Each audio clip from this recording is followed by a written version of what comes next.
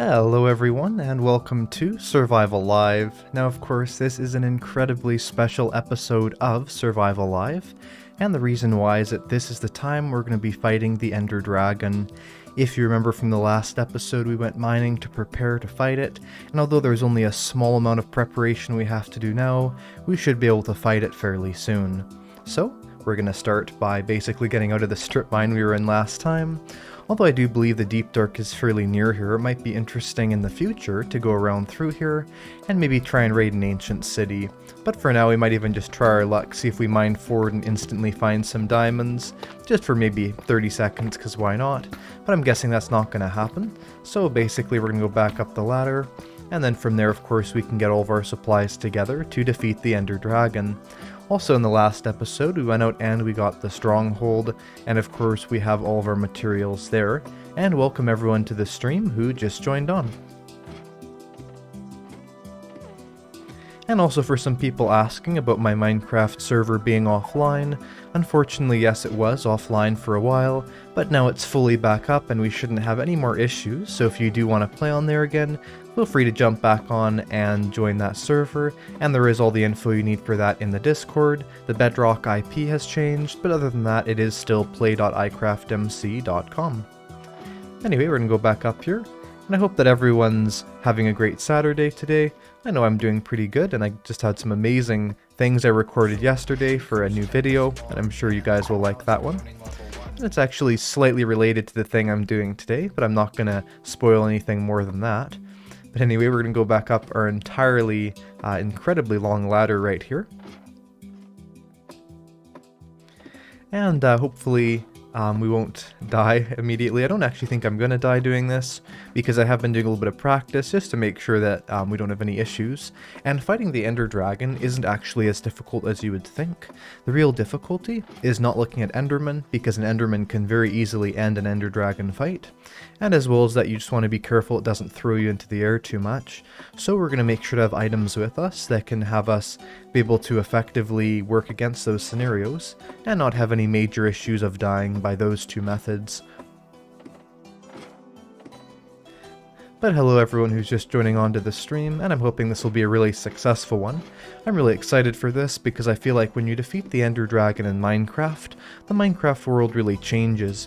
It's sort of the first thing where you go between early game and late game. I'm not sure if I would really call everything after the Ender Dragon late game, but it definitely is the end of sort of the main storyline that you get in Survival, which definitely is not much of a storyline, but it's still a lot more than there is in really any other part of the game. But anyway, up we go, and of course we can say hello to our allays here in the boats, and our zombie pigman here, and our parrot Granny Smith. And these are the names of the allays.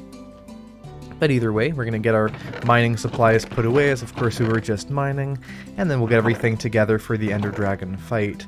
And there's a couple things you do want to have when you're fighting the Ender Dragon.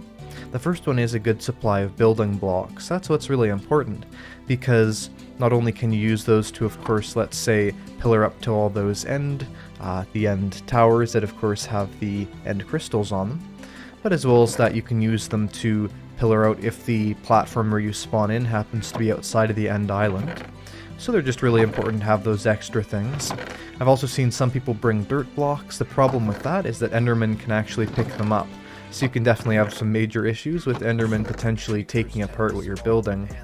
Looks like we've actually run out of chest room here, so we're going to craft 2 more chests, and then we can throw away a bunch of our items here to get everything ready to travel to the end.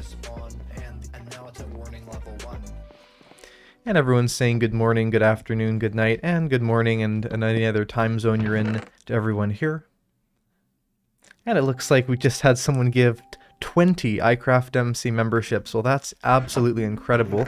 Thank you so much to Dirtbag for doing that. They've been such a incredibly generous sponsor of this channel, and those 20 gifted memberships I'm sure will go to great use. And if anyone does also want to become a member and they're not one already, you can then get access to my emotes. You can also get access to the specific community posts and a special rank in the Discord server, and of course there is a way to do that, is the join button next to the channel name. But either way, what we're going to do right here is we're going to put away all of these things we don't need. So as well as, of course, having some building blocks. We also want to have methods to break those end crystals. Now, generally what people will do is they'll have bow and arrow, and that is what we're going to do. In fact, we'll have to kind of harvest the arrow from this crossbow and grab that. But generally, the one other thing that we do want to be aware of is that 27 arrows is not a lot. Now, generally you want to have, I would say, maybe 2 stacks of arrows. So what we're going to probably do here is we're going to get some additional projectiles we can use, just in case. And again, I think that snowballs are probably the best choice for that. So we'll go up here and we'll mine up a bunch of the snow layers. And it looks like the super chats just keep going off here. And thank you to everyone, of course, for the... thank you especially for those 20 Eyecraftmc memberships, and thank you to everyone for joining onto the stream here. And we don't want to have too many snowballs with us, as of course they sort of clog our inventory. Looks like we have 2 stacks here, and a bit more. Of course, snowballs unfortunately do not stack very high. So we'll probably just go with 3 stacks here, I think. So we'll go over here. And basically, the other thing we do want, we don't really have, is a good food source. Now, generally, again, I would suggest having golden carrots or steak. At this point, we only have 2 steak. So what I'm probably going to do is I'm probably going to go over here, and we will have to grab any other food we can find. Now, I think there is some baked potatoes in here, which there is. Let's take a look over here, though, as well. We might have some other food that's just sitting around, maybe in the foods chest, and we'll just grab that. And of course also things like flint we won't really be needing. But I'd love to hear in the comments, have you ever defeated the Ender Dragon? And I'm sure a lot of people here will be saying, well, of course, hasn't everyone? But there's actually a large percentage of people who have not defeated the Ender Dragon before.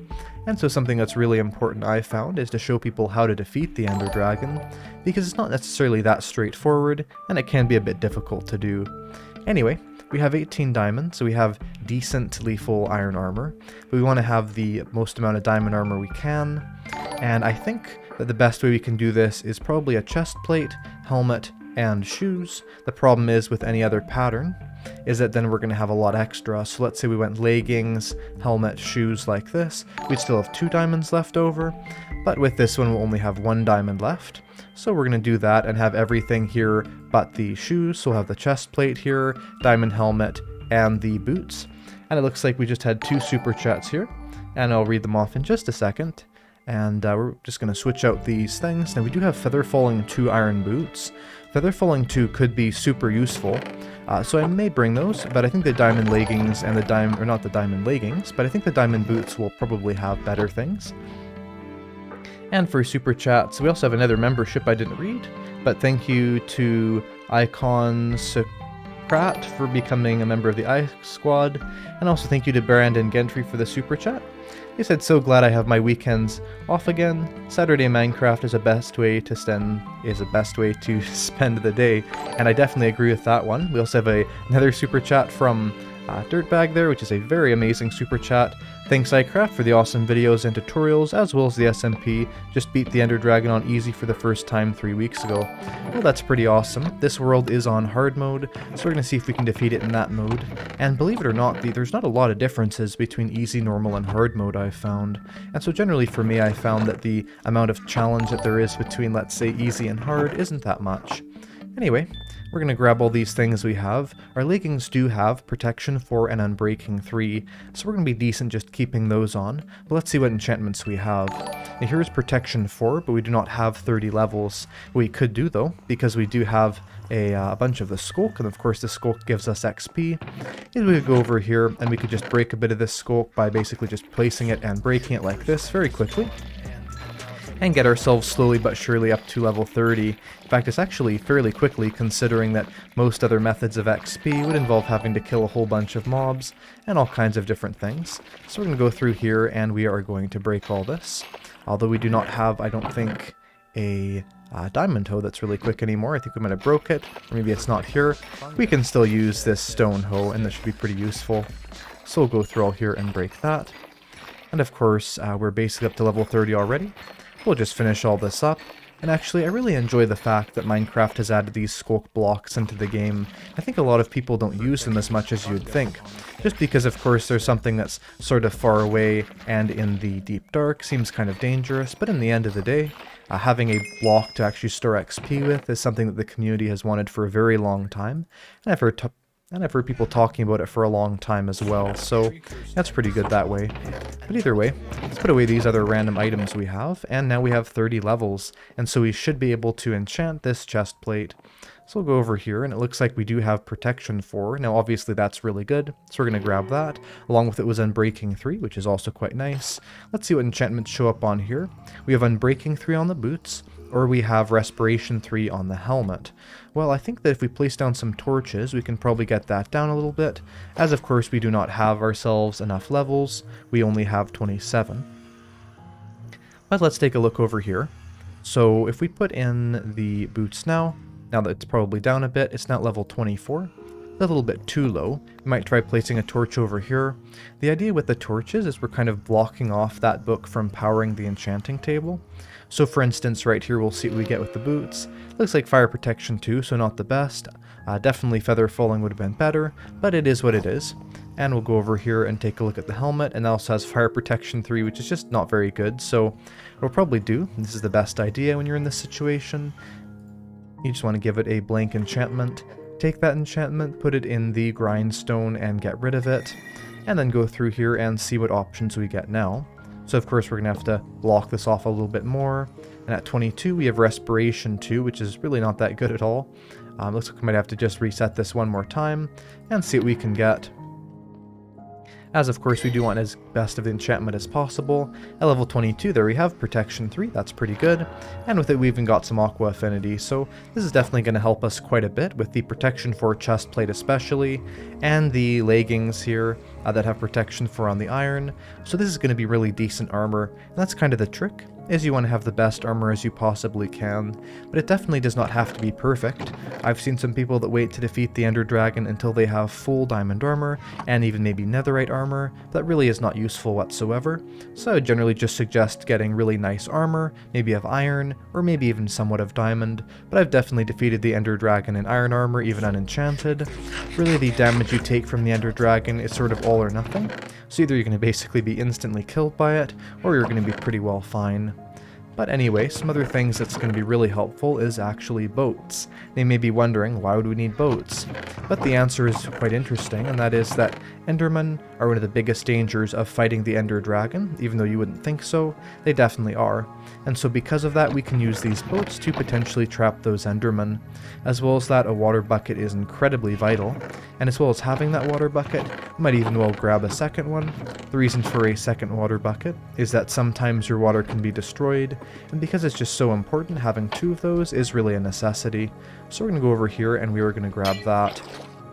Now there is one thing we don't really have any of at all that we are going to want to grab though before we go, if there's some within range that we can easily get, and that is glass. Now the reason for glass is that we want glass bottles, and glass bottles are going to be to collect the dragon's breath. So if we take a look around here to see if there's any rivers nearby, which I don't actually think there are, we could potentially go and grab some sand there. But because there aren't really, we may have to not end up doing that. However, what I might do is I might look at the stronghold for that. As of course, when you're fighting the Ender Dragon, you can right click on the dragon's breath it throws at you, and then if you can collect that and turn that into dragon's breath bottles, we wouldn't have to resummon the Ender Dragon later. But it doesn't really look like we actually have a good supply of glass bottles here, or really any sand whatsoever, although I will take a second look through here to make sure I'm not missing it. But generally what I would suggest doing is trying to get as much of that as possible, maybe 3 stacks of glass bottles or more. We could look in here actually if we have some in our brewing area, but it looks like we just have a couple potions that are already made inside of the brewing stand. So I'm not even really sure I got the bottles for that, but overall it looks like we don't really have any sand or glass. Now looking through our inventory, we're going to clear out anything we don't need. Something I've often found is if you have too many sort of useless items inside of your inventory, that can really clog it up and make it much more dangerous, because then you cannot effectively grab the items that you need. We're also going to have a shield, although we're probably not going to have to use it too much, because of course that can also help us against the Enderman. Something we could even bring if we want to be risky is a bed and do the bed method, but I wouldn't actually suggest that method because it is a little bit hard to pull off, and as well as that it can of course end in death. So I think we'll just put that bed away. And let's keep looking through the chests here. I'm not exactly sure which chest I'm going to put it in here. There's not really a good place for it. I guess I'll just put it here because it somewhat fits. But anyway, we have our bow and we have these arrows. We may as well enchant the bow actually. It doesn't matter too much because we're mostly going to be using these arrows for sort of breaking those end crystals. But if it has a good enchantment, it does. So we'll try and block this up and get it to level 18. There's 16.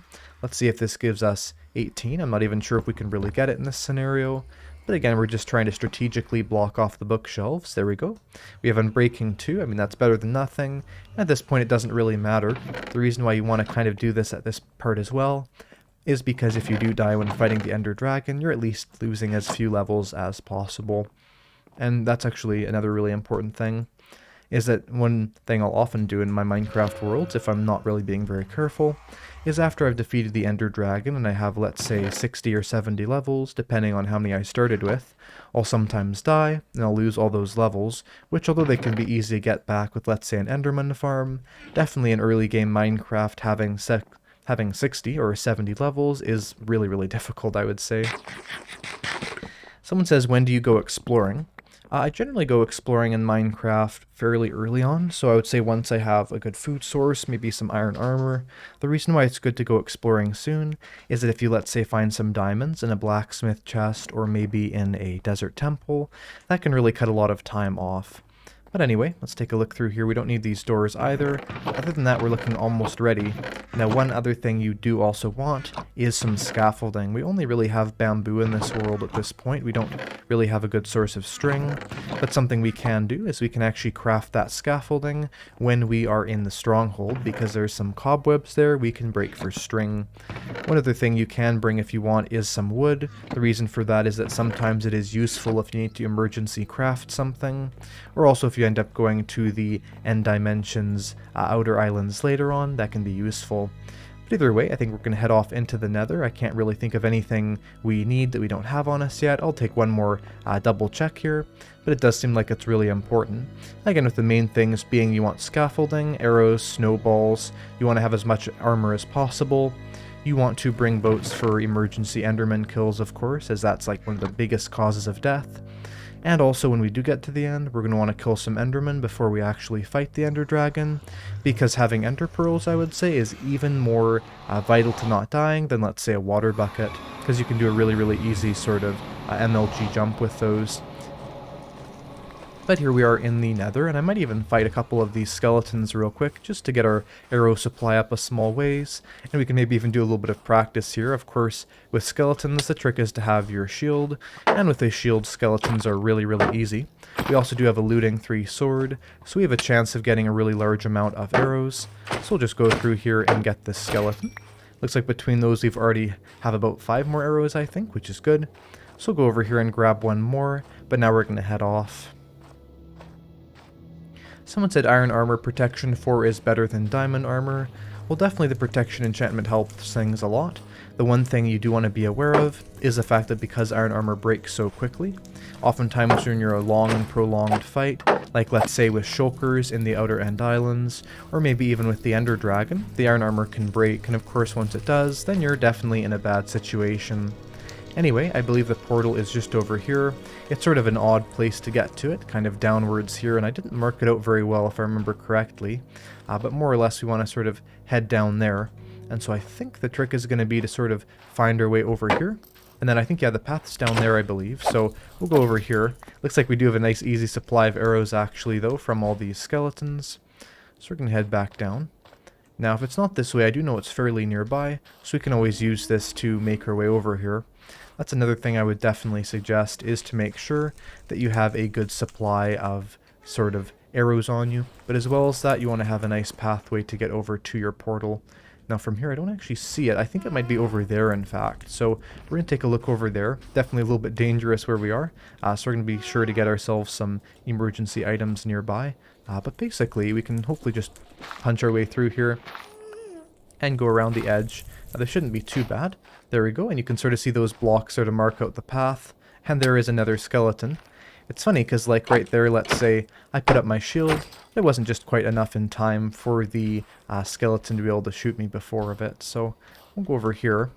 And here we see the path. This is definitely a very dangerous path, so we're going to head back down this way. I'm going to save those 2 pieces of steak. Now, something I would do, and I would do at this point as well, but I unfortunately do not have the time for it, is to get yourself about a stack of meat. And so that could be pork or that could be beef. You could also do pork chops, or not pork chops, you could also do mutton or you could do chickens.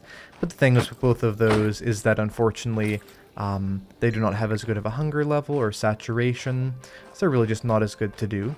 But anyway, here's this dangerous little pathway we made across the lava. Hopefully there's no ghasts nearby to knock us in, because that would be definitely very bad if that sort of, not the ender dragon that killed us, but it was falling into lava. Now I do of course hear a skeleton here, and that skeleton nearly knocked me into the lava, so definitely important to be careful with that, because yeah, that was literally about half a block away from knocking me into lava.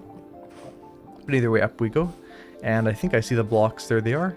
And I would normally suggest marking out paths in the nether with not netherrack, but potentially something like maybe wooden planks, or just some item that's not going to be naturally in the nether. And let's go through here.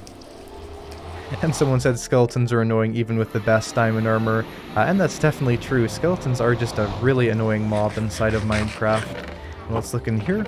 We have these 3 eyes of Ender, or the 9 eyes of Ender that is. I believe there's 3 left in the portal. There is, so we're going to fill this up in just a second. The one step we have left is to go through here, and we want to make sure to break those cobwebs to get ourselves that string for this. So I believe that those are fairly nearby, I think just over here, because if this is the portal right down here, they should be just fairly close, I would assume. And we have a super chat from Brandon Gentry, and it says, at the start of the game, what's your top priority? At the very start, it's to get a bed. That's really important. You want to make sure to sleep before, of course, the mobs come out. And I've seen a massive amount of players die just because they didn't sleep in time. So definitely a bed very start. Second of all, of course, what you'd sort of think, which is like diamonds, better materials, better tools. But something else really important that a lot of people forget is to get a good supply of coal. Maybe half a stack to a stack. Because when you go mining, oftentimes you can have an issue where you actually run out of coal, so you cannot place down torches. And here is the library, so we'll just break some of these with our sword, I guess. If we had a stone sword or something, I'd use that instead. We have about 2 stacks of bamboo, and so because every single piece of scaffolding needs 1/6 of a piece of string, or that is 1 string per 6 bamboo, we'll need about 20 pieces of string between those, so we now have 10. We'll break this. And something kind of funny is that although a sword is technically the second best tool for the string, of course the shears is the best, but it is funny because swords are technically the best tool for a couple things. I do discuss this in my tool guide. And it's funny because a lot of people were like, well, swords aren't really tools. And it's true, there's certain things like, let's say, the cobwebs here, where they are technically the best way of breaking them if you do not want to get the cobweb back, but rather string. And I believe I went through here to try and make our way back and not get lost, because that would be bad. I'm also going to just remove the eyes of Ender there, and I don't remember being here, so we're not going to go this way. Let's see which way we were going, though. I might get a little bit lost here. I'm not the best at not getting lost in strongholds, but yeah, I think it was this way, for sure. And actually, I do believe we went down here as well, because I remember this space. It might be down here, but I don't remember those iron bars, so we'll take a look. It is crazy, actually, how large the strongholds can get. Very, very large. And I was just exploring a stronghold a little while ago, and it was so crazy how large it is. It took me probably about half an hour to explore the entire thing. Okay, this is not the right way, and I think we can go fairly far back to know where our wrong position was. So if we go over here, or not falling down the entire stairs in probably the worst possible way, but if we go over here, there's another one of the libraries actually, so we found 2 of them whether we wanted to or not, although I'm pretty sure we rated that in the last one. But still, I think if we go back this way, we can sort of find our way to the stronghold again. It is probably fairly close to the libraries. Okay, this looks like it's the top staircase, which we never actually found before, which is interesting. But we'll go over here, might be through this door. And I'm sure there's people on the stream that have a really good memory and are saying, why didn't you go this direction? This is where it was. So we'll see about that. But it looks like this entire area just stops. I'm kind of digging around. Oh, this must have been where I found it from. I remember now. So I believe if we go back to the library, it is near there, because I remember finding it before really near the libraries. So we'll just take a look over here and grab that. Someone says they always get lost in Minecraft, and I've too found myself that I often get lost in Minecraft. It is quite interesting because you wouldn't think that getting lost would really be a big issue inside the game, but it really is, and I think the reason why is that because all the blocks look basically the same, you know, like let's say all the stone blocks look the same. Also, I'm pretty sure this is the right way. Because of that, it's often fairly easy to get lost. So I think it is actually this direction, even though I said it wasn't before. Might not be, but I feel like it is. I don't remember passing by this, so I guess it wouldn't be. Probably shouldn't pass by something I didn't see before if I don't want to get lost. Let's see around here. So, we'll take a look over here. And if we go through the door, now I did block this off. I might have actually been through where I blocked it off if I wasn't thinking very well, but probably not. No, it's not. So, alright, so I remember being here, because I did find the library, so it's going to be fairly close to here, because there's this library here, and then there's this doorway here. I think I just went through here, actually. I literally just went through here, okay. Now this is what's so crazy about this, is that oftentimes it's actually really easy to forget which way you have been and which way you haven't. But we know we've been here, we've been here, we've been here. So realistically, it's not going to be anywhere here, actually. But it could be fairly nearby. So if we go through here again, we can sort of look at all the entrances. It could be up here, but I believe this is the one that stopped. It is. So it's not this way, it's not this way. So it has to be logically this way. And we have a super chat. It says, "Hey, do you think they'll actually make a Minecraft movie? If so, do you think it will be good? I honestly hope they do make a good one." Well, that's a really good question. I think that a Minecraft movie has been talked about for a very long time. I think since like 2012 or 2013 or something like this. Will they ever make it, of course, is a bit of a different question. And personally, I don't think it's incredibly likely. Just because, you know, if you consider the fact of Minecraft being something where you have to create your own adventure of what you do, it'd be very hard to make a movie out of that. But again, it is possible, they might do so. So I would say that I wouldn't be shocked if they made a Minecraft movie, and I know that they're kind of technically working on one, but it's been delayed so many times at this point, unless probably some movie studio tries picking up the project, I couldn't really see it realistically happening anytime soon. Now, I don't think we did go this way because we would have noticed all the skulk, so we definitely didn't go here. I'm actually going to start blocking off the paths that I knew have already been because I cannot get lost any longer. So we're going to put a block right here. If anyone in the chat actually remembers where the entrance was or any info about that, feel free to tell me. But we're going to go over here. And we're going to go this way. And so it wasn't down here. And it might have been this way, actually. Down these stairs. In fact, this feels right, and here we go. Here is the portal. So we definitely have to remember that next time. But either way, we now have our string. We also need to make a crafting table real quick. And with that, actually, I already have a crafting table, but that's okay. We'll have one here and one with us. And actually, one thing I did forget, which is really important, and I might have the ingredients for it here. I do not. Is to set your spawn point near the portal.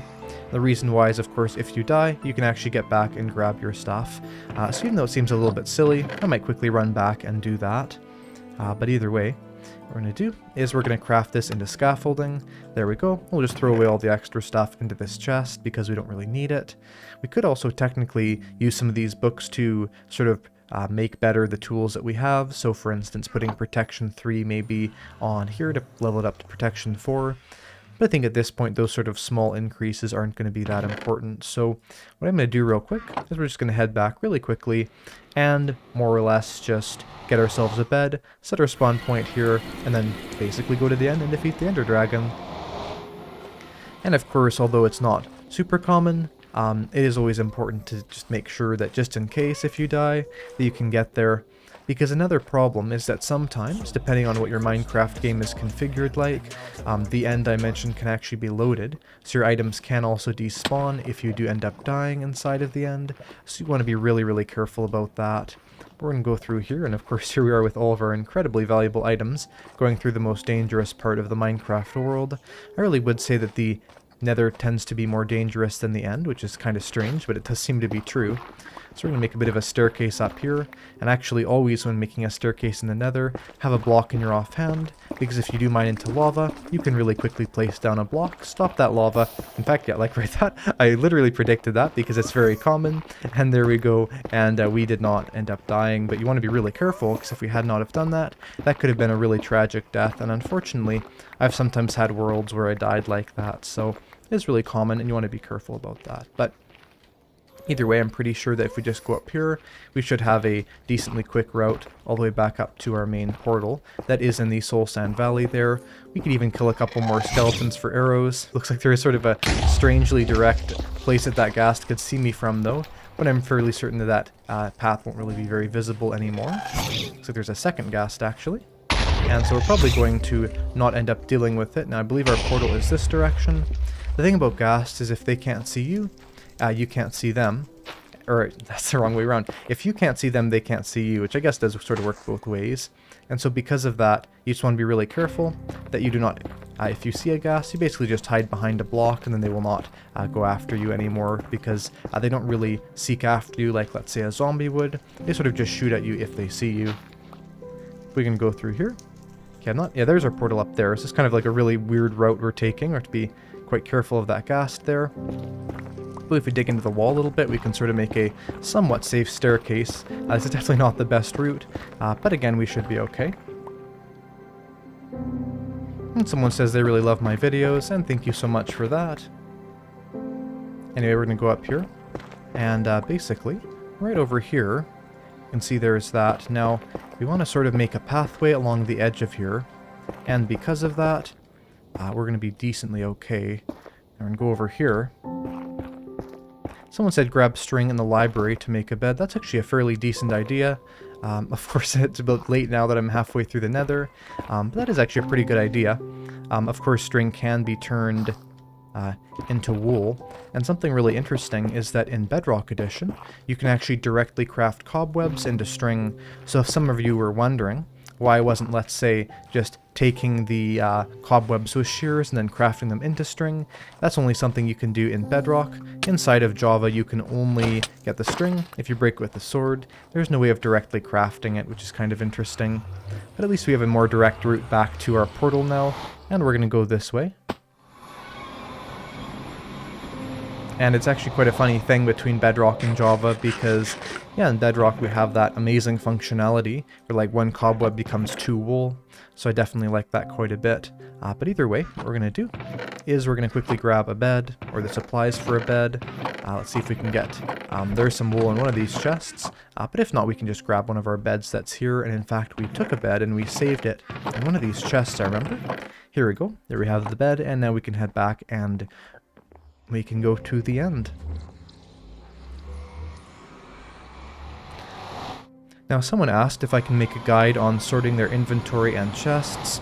Although I have not made a guide on that so far, I do have a guide I made a while ago that didn't do super well, but it's basically about how to build an automatic sorting system, and it's something you can sort of scale to be large or small, including an array sorting section. So if you're interested in sorting a whole lot of items, then feel free to check out my sorting system tutorial there. That's sort of a combination of different designs. But anyway, we're going to go back this way, along this sort of pathway we made here. It is pretty crazy how dangerous everything really is in the nether. So we'll go around here, sort of along the edge here, and we should be able to make our way here. It's funny because almost just the pathway to getting to the stronghold is going to be more dangerous than the Ender Dragon fight itself. But either way, we'll head over here, go over this way, and of course there's another skeleton in our path, and we'll be very careful with this one because last time we nearly died from it knocking us into lava. Looks like our best pathway is probably like this. Let's see here. And we went up here, I believe. Now I think actually we did dig a tunnel. So if we can find that, it should be easier. Oh, there it is, right over here. I can see it just because I didn't dig it directly. So we almost have a direct staircase, but not quite. So we'll go this way. And right down here, we should be able to go right to that portal. Someone said they need a creeper farm. Do I have a video on that? I unfortunately do not have a video on a creeper farm. In fact, I don't really have many videos on any massive scale farms like that. Although it's something I might do in the future, making farm tutorials. It is definitely something that I have not really done at all yet, and so sort of off topic to what my main channel is at this point. But if a lot of people wanted farm tutorials, I might consider making them. And of course there are already some decently easy creeper farm tutorials out there. But if you want one from me, unfortunately I do not have one just yet. But anyway, we're going to head off this way. Go up here, and then of course go and fight the Ender Dragon. So the portal should be just over here.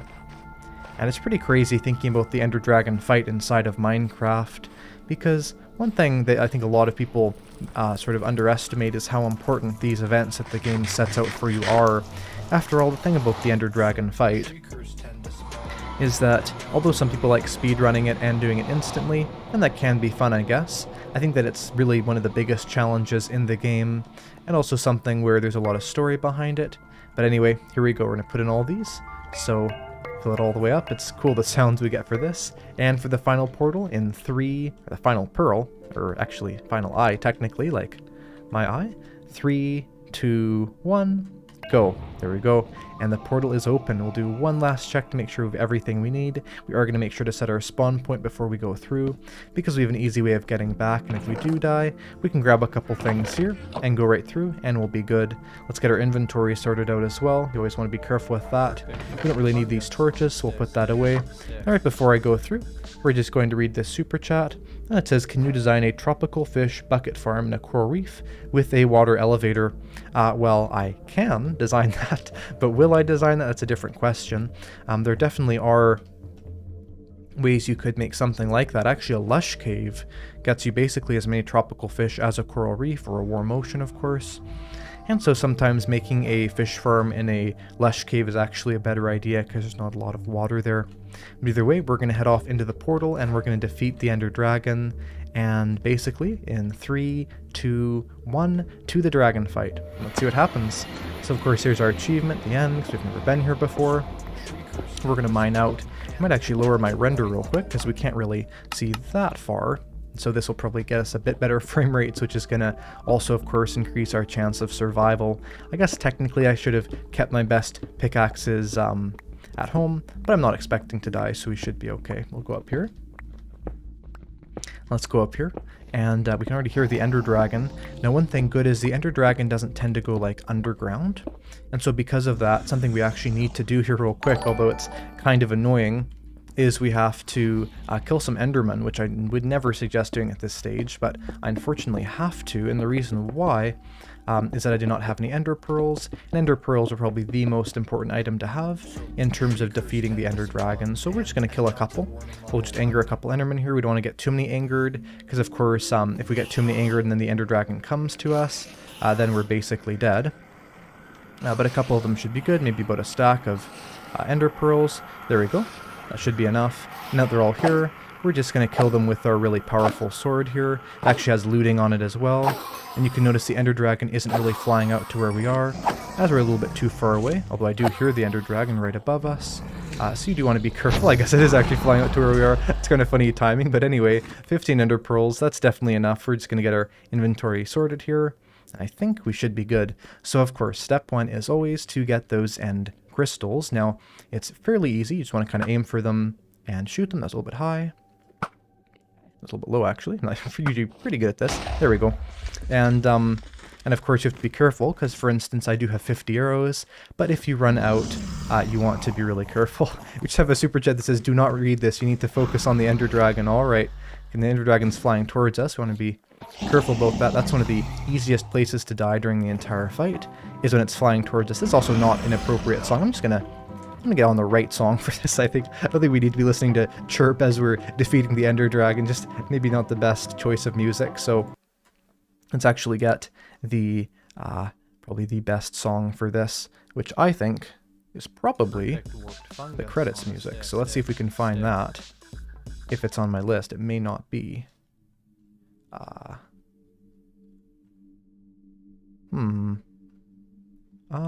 don't think it is actually. Let's see if we can find. Sorry about that sort of pause in the dramaticness. If we can just find it, I think it'll be a lot better with this.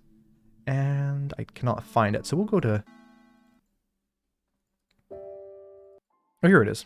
There we go. All right, this is the perfect song. It's called Alpha, actually. I thought it's called Credits. Or actually, it is called Credits, but that's the second part of it. All right, here we go. So there's the Ender Dragon, of course. Yeah, I just looked at an Enderman, but I don't get noticed. Alright, so here's a trick. When you're fighting the Ender Dragon, you do not want to look at any Endermen, of course. They're basically more dangerous than the dragon itself. The trick is to either look sort of downwards or upwards, so not in the center of the screen. Now there are, of course, all these pillars. 2 of them have the cages over them, so we just want to get those ones, especially as they're really dangerous and hard to get to.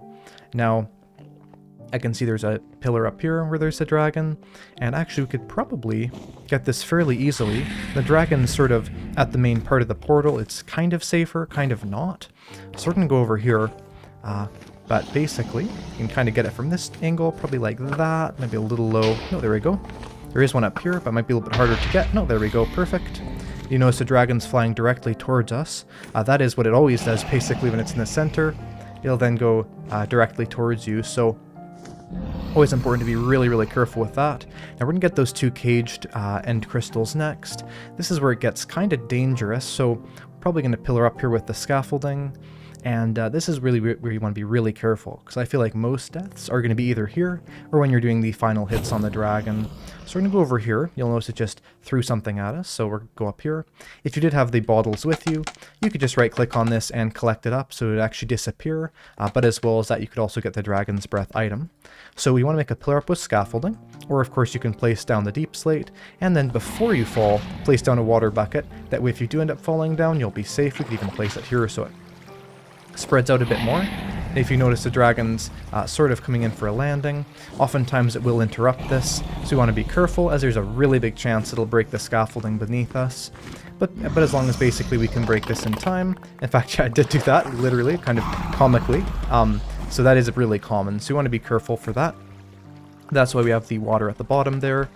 And I think the good news is that the dragon doesn't directly target you very much at all. Like, it does a bit, but more or less most of the time it's kind of circling around and trying to hit you with the dragon's breath. So usually you're doing fairly well. Now we can see there's those two pillars there. We'll probably try and get those all at once. You want to be really careful though, because the dragon does try and stop you a lot. Now here we're going to have to go back down and make a second pillar. I know some people would probably not do that, and they would kind of try and do it 2 times at once. Looks like we were inside the breath here. We got very hurt there. We'll be careful with our stake. Something I should have brought, actually, that I would often suggest is a golden apple. Now, if you notice there, I almost got into a death spiral, and you want to be really careful with the dragon's breath. That's probably the most dangerous attack the dragon has. Now, for instance, here I'm not even going to bother getting the scaffolding back, so you should be okay. I'm going to go up to this pillar though and make another tower. This pillar is really short, thankfully, and I think generally the ones that are caged are really short, but of course it depends, because actually the kind of organization of these towers where they are is different each time. So we'll put a pillar here. We want to be careful though, because this is sort of an area where the water isn't going to flow that much. So it's not going to provide us that much protection, but we'll go like this. You also want to have some really good sort of viewableness. You want to have a good amount of vision around you when you're going up these pillars. Oh no, I just angered an enderman. We're actually going to deal with the enderman first, because the enderman's kind of more dangerous. So we're going to actually place down this boat and try and get the enderman stuck in it. There we go, the enderman is stuck in that boat. And now we're going to go up here. We're actually going to kill the enderman too. Like I said, the enderman is basically more dangerous than the dragon is, so you want to be really careful about that. We'll go up the tower here. We don't have a really safe place to land, so I might actually place our second water bucket up here once we're here. We'll go like this. The dragon is very close to us. We're also really near the crystal, so you want to be careful there. But here we have our water. We'll go back down here. We're going to break this, and we're getting there. So once, of course, those crystals are done, the main part of the fight is over. We'll just grab our materials here and get out of here. We're getting pretty hurt, so we're going to get down pretty low here, because when the dragon tries flying towards us, it's not going to fly really low. So being low down here, you can just see that literally just happened, because you can pretty well predict what the dragon's going to do. If I hadn't have not gone low down here, we probably would have died, so you want to be really careful about that. Also, when the dragon sort of angers all those endermen, I found the best idea is to get kind of far away from the dragon, because when it does have all those angry endermen, it's hard to say if they're mad at you or at the dragon. So I've always suggested sort of getting a little bit further away from that. But either way, let's get those 3 crystal towers that are on this side. And you can notice the dragon's kind of circling around those. It will tend to go around the towers that have the active crystals on it. I think I might have angered an enderman. No, I didn't. I was close though. You want to be, again, really careful. Some people, what they will do is they'll put a carved pumpkin on their head, because that technically does stop them. Let's put our water here. This actually is a fairly safe place to make this tower. So we'll go like this. Again, doesn't really matter too much if we save all this. You'll notice I'm a little bit further away from this, and the reason why, no, there's the dragon. The reason why is that if we're too close, the dragon will have a bigger chance of hitting into this. In fact, the dragon just did it right there, and it hit one of those at us very directly. Just want to be really careful with this, but because it just flew by, it probably won't fly by again. It might though. It is coming pretty close, so we may get a little bit further away. And that Enderman really looked like it was angry at me. It's crazy actually how deceptively angry they look. So obviously we can't really go up that pillar now, but we're going to try and grab our water here. We could actually probably go up here if we try. Is it safe to try? No, it's not. Okay, we're getting pretty stuck. Oh, is it Desperado? Almost. That's pretty close. Yeah, probably not the best idea to go through the dragon breath there. So we actually are out of water, unfortunately. Now the dragon's sort of sitting down. We're going to have to wait till that stupid dragon's breath goes away. And also make sure our hunger is getting regenerated. Make sure you, I know, the ender pearl actually back there on the hotbar. That's really important, is to have your ender pearls on the hotbar. Now we do have some water around here. We're going to try and grab. There it is. And again, always having one water bucket is really vital. That water bucket and those ender pearls are what's going to save you. So we're going to grab this. May as also, we'll just grab these sort of scaffolding here, I guess. And it's usually a good idea to do that. So we'll go like that. Looks like the dragon is definitely circling around those towers. So its AI sort of makes it circle around the towers that are active. You can notice it's kind of coming towards us now. It does sort of circle around us, so if we're kind of further away from where it wants to go, now it is landing. There's actually a really good time to go up, although it is fairly risky, so we're going to risk it because why not? The dragon... Oh, that's the wrong thing.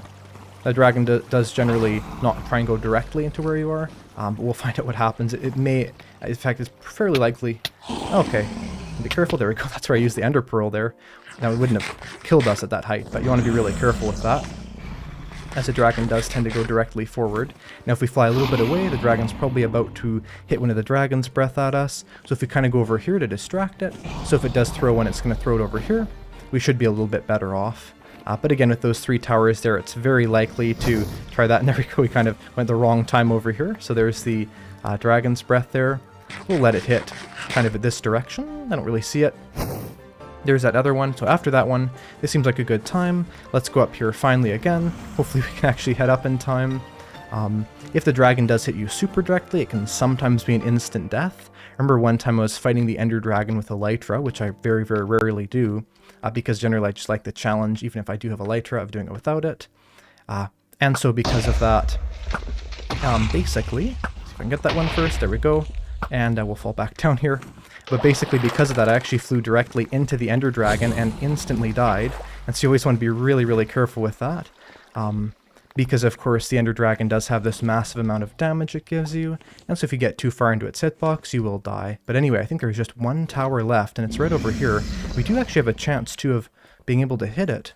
It'll be the easiest, but we have 41 arrows, which is actually a lot. So we might try. A little bit higher. Let's see if we can get it. That was really close. I bet we could get it if we tried enough, honestly. Like this, maybe. So close. Obviously, this is a lot easier and a lot less dangerous, even if we waste a bunch of arrows doing it.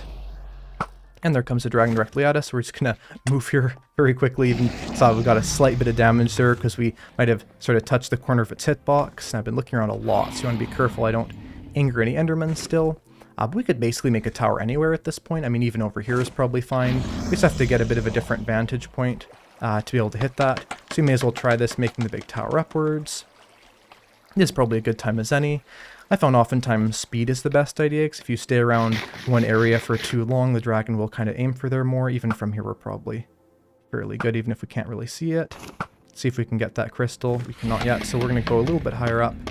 But again, being aware there, at this point a drop is going to be really bad. There we go. Now we can definitely see it.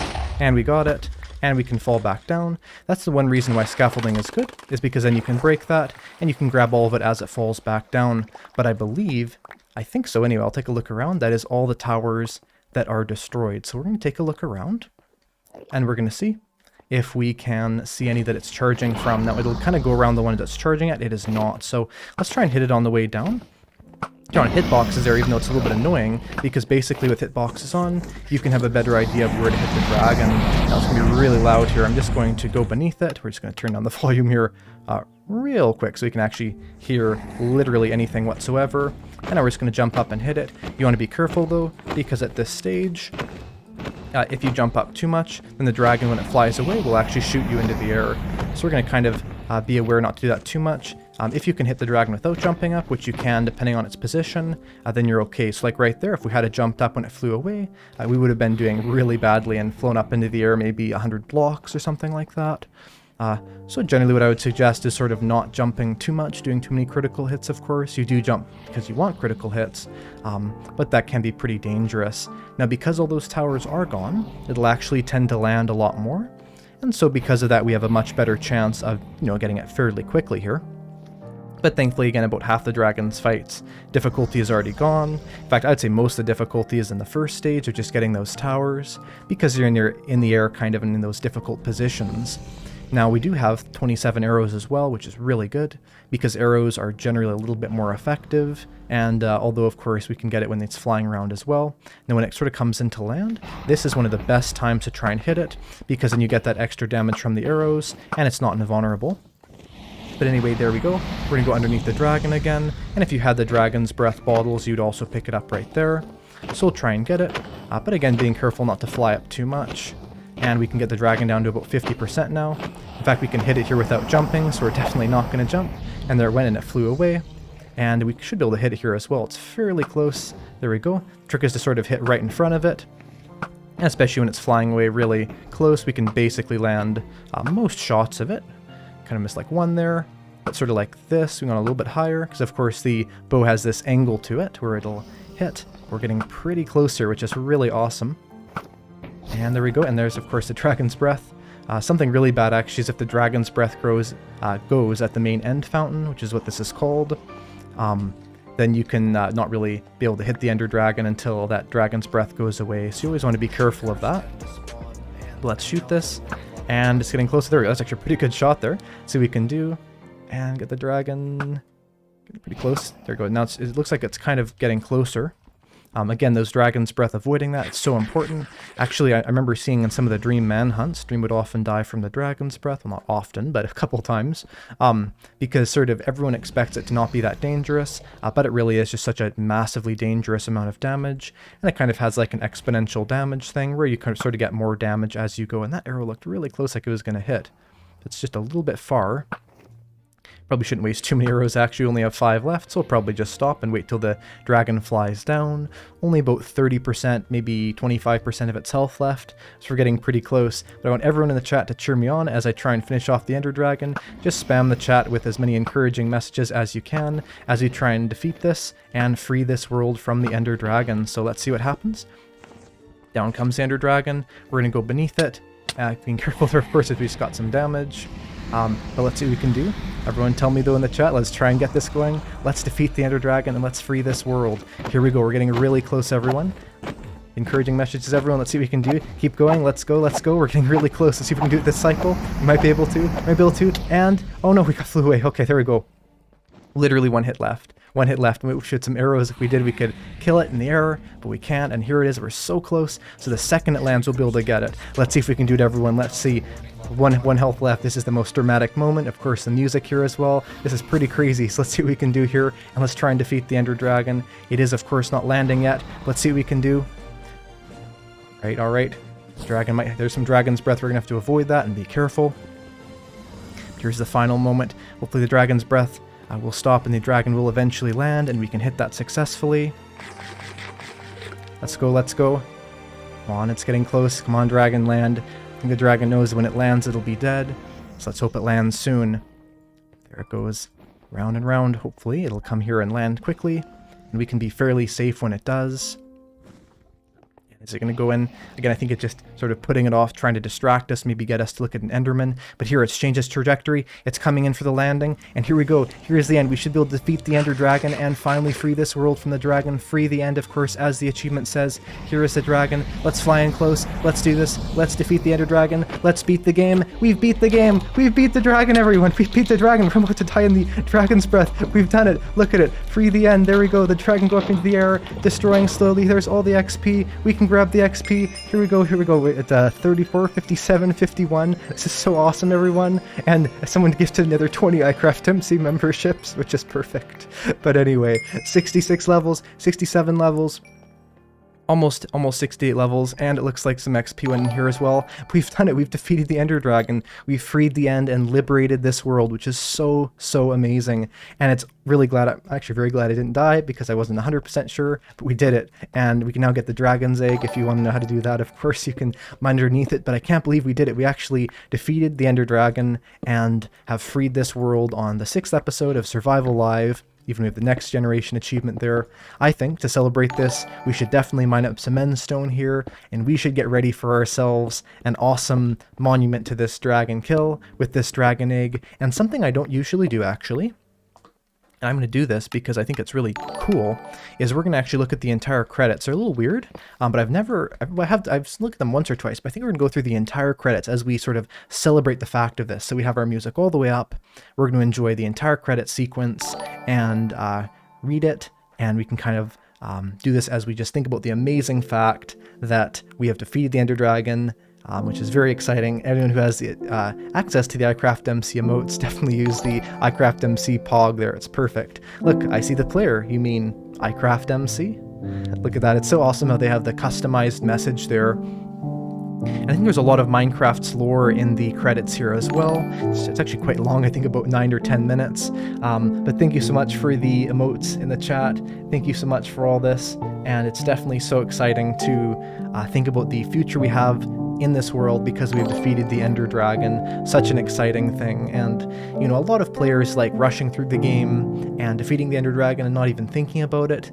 But I really think that there's something awesome about it, and it's so exciting to defeat the Ender Dragon in the world because really, at the end of the day, this is how you play the game, this is how you win the game, so.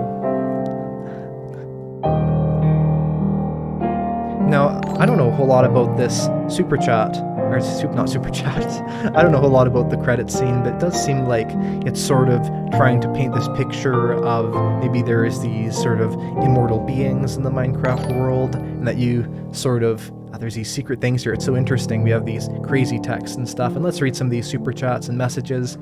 Someone said, literally waited for that moment to gift those. Well, thank you so much. That was perfect. Thank you to SoulKit for joining the I Squad. Thank you to everyone for the emotes in the chat.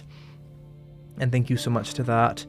And, you know, all of this is a bit of an interesting credit sequence. There's a bit of strangeness to it. I would say that the message is there, and it's pretty good, and it's that creativity is one of the biggest powers that we have as people, and that being creative is what's so important. And I think that, you know, Minecraft is obviously a game that's all about creativity.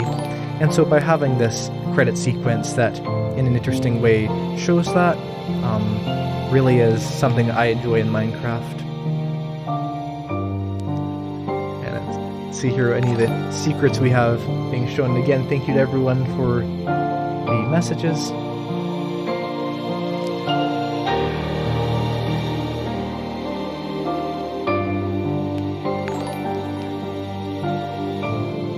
It says the player is growing restless. I will tell the player a story,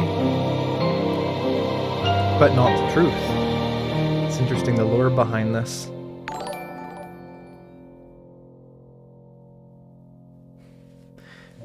Now, I believe the credits have maintained fairly the same since they were added when the game was first added. The game was first added when the game was first released, 1.0. There you go, Eyecraftmc, player of games. It's pretty cool. I just love how they customize that and make this credit sequence seem really special, even with the dirt block background, sort of alluding to Minecraft's loading screens there. Take a breath now and take another, feel air in your lungs, get your limbs return, yes, move your fingers, have a body again under gravity and air, respawn in the long dream. There are your body touching the universe again at every part, as though you were separate things, as though we were separate things.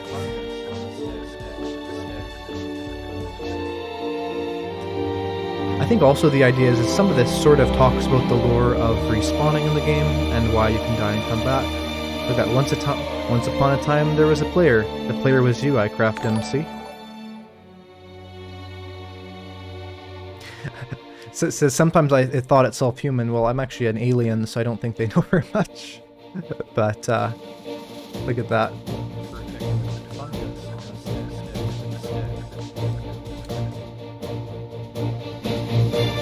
And I don't actually know who wrote the credit sequence, but it is pretty exciting, and I don't know if there's a way to go through it, but...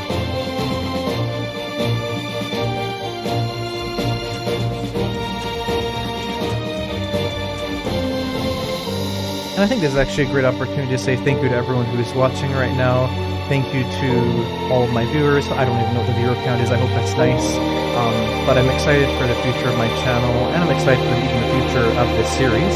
If you can even hear what I'm saying across the the background music there, but really is a beautiful thing, and I think that there's so much that just the base game gives us, and this is one of those moments, so it's pretty cool. Now I think that this is sort of like the universe under there. Look at that, on a flat infinite world created by a man called Marcus. So that's actually Notch. It's interesting because the game removed most references of Notch in the entire game, but here we actually have some, so that's quite interesting. And thank you for another super chat there.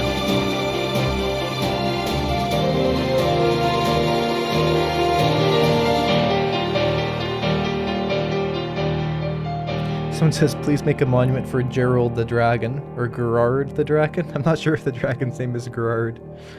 I think it's called Gene. I don't remember though. I'll have to look it up.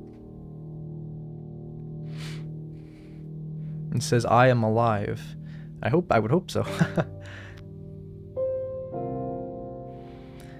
It's also amazing because I feel like this credit sequence really is made perfect with the track from C418, because we have that traditional Minecraft song, sound, and we can really enjoy that. Even though the game has changed a lot, this exact credit sequence has maintained identical across every version of the game since it was added in 1.0. Crazily enough, almost, well, I guess about 11 years ago now, 11 years in November, so that's pretty amazing.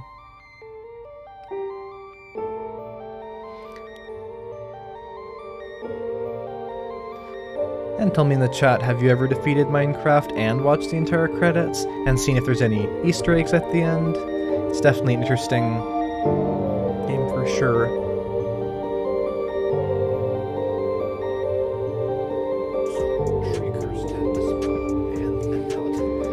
And of course we have the final sequence here of the credit scene. It's funny because it's not really actually a credit scene. We don't have all the info from the developers, but we do have, of course, this ending story, this lore here. It'd be very interesting to analyze the lore sometime. And here we have it, Minecraft. It's pretty crazy to think this is, at the end of the day, what the game is, and what the game is centered around is this ending thing. And here is, of course, the ending sequence. You are the player. Wake up. Let's see what happens. Will we wake up and continue this world, get Elytra, maybe go to Bastions, raid the game? We'll find out. There we go. Minecraft. And I believe it just goes down into credits here.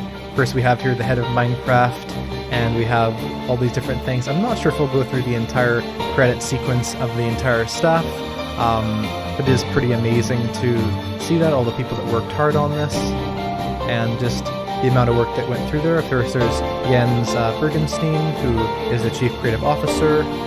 We all know who Jens is, I would hope. And there's Agnes, so we saw her at the Minecraft Live there just 2 weeks ago. Talked about exactly 2 weeks ago.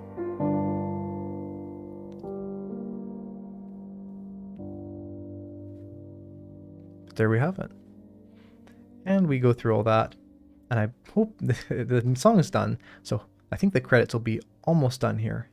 Actually, the song is not quite done. We have a Sweden, I believe, coming back. This is one of my favorite Minecraft songs. Actually, a long time ago, I learned it on the piano. I'm not sure if I could play it anymore, but really do like it.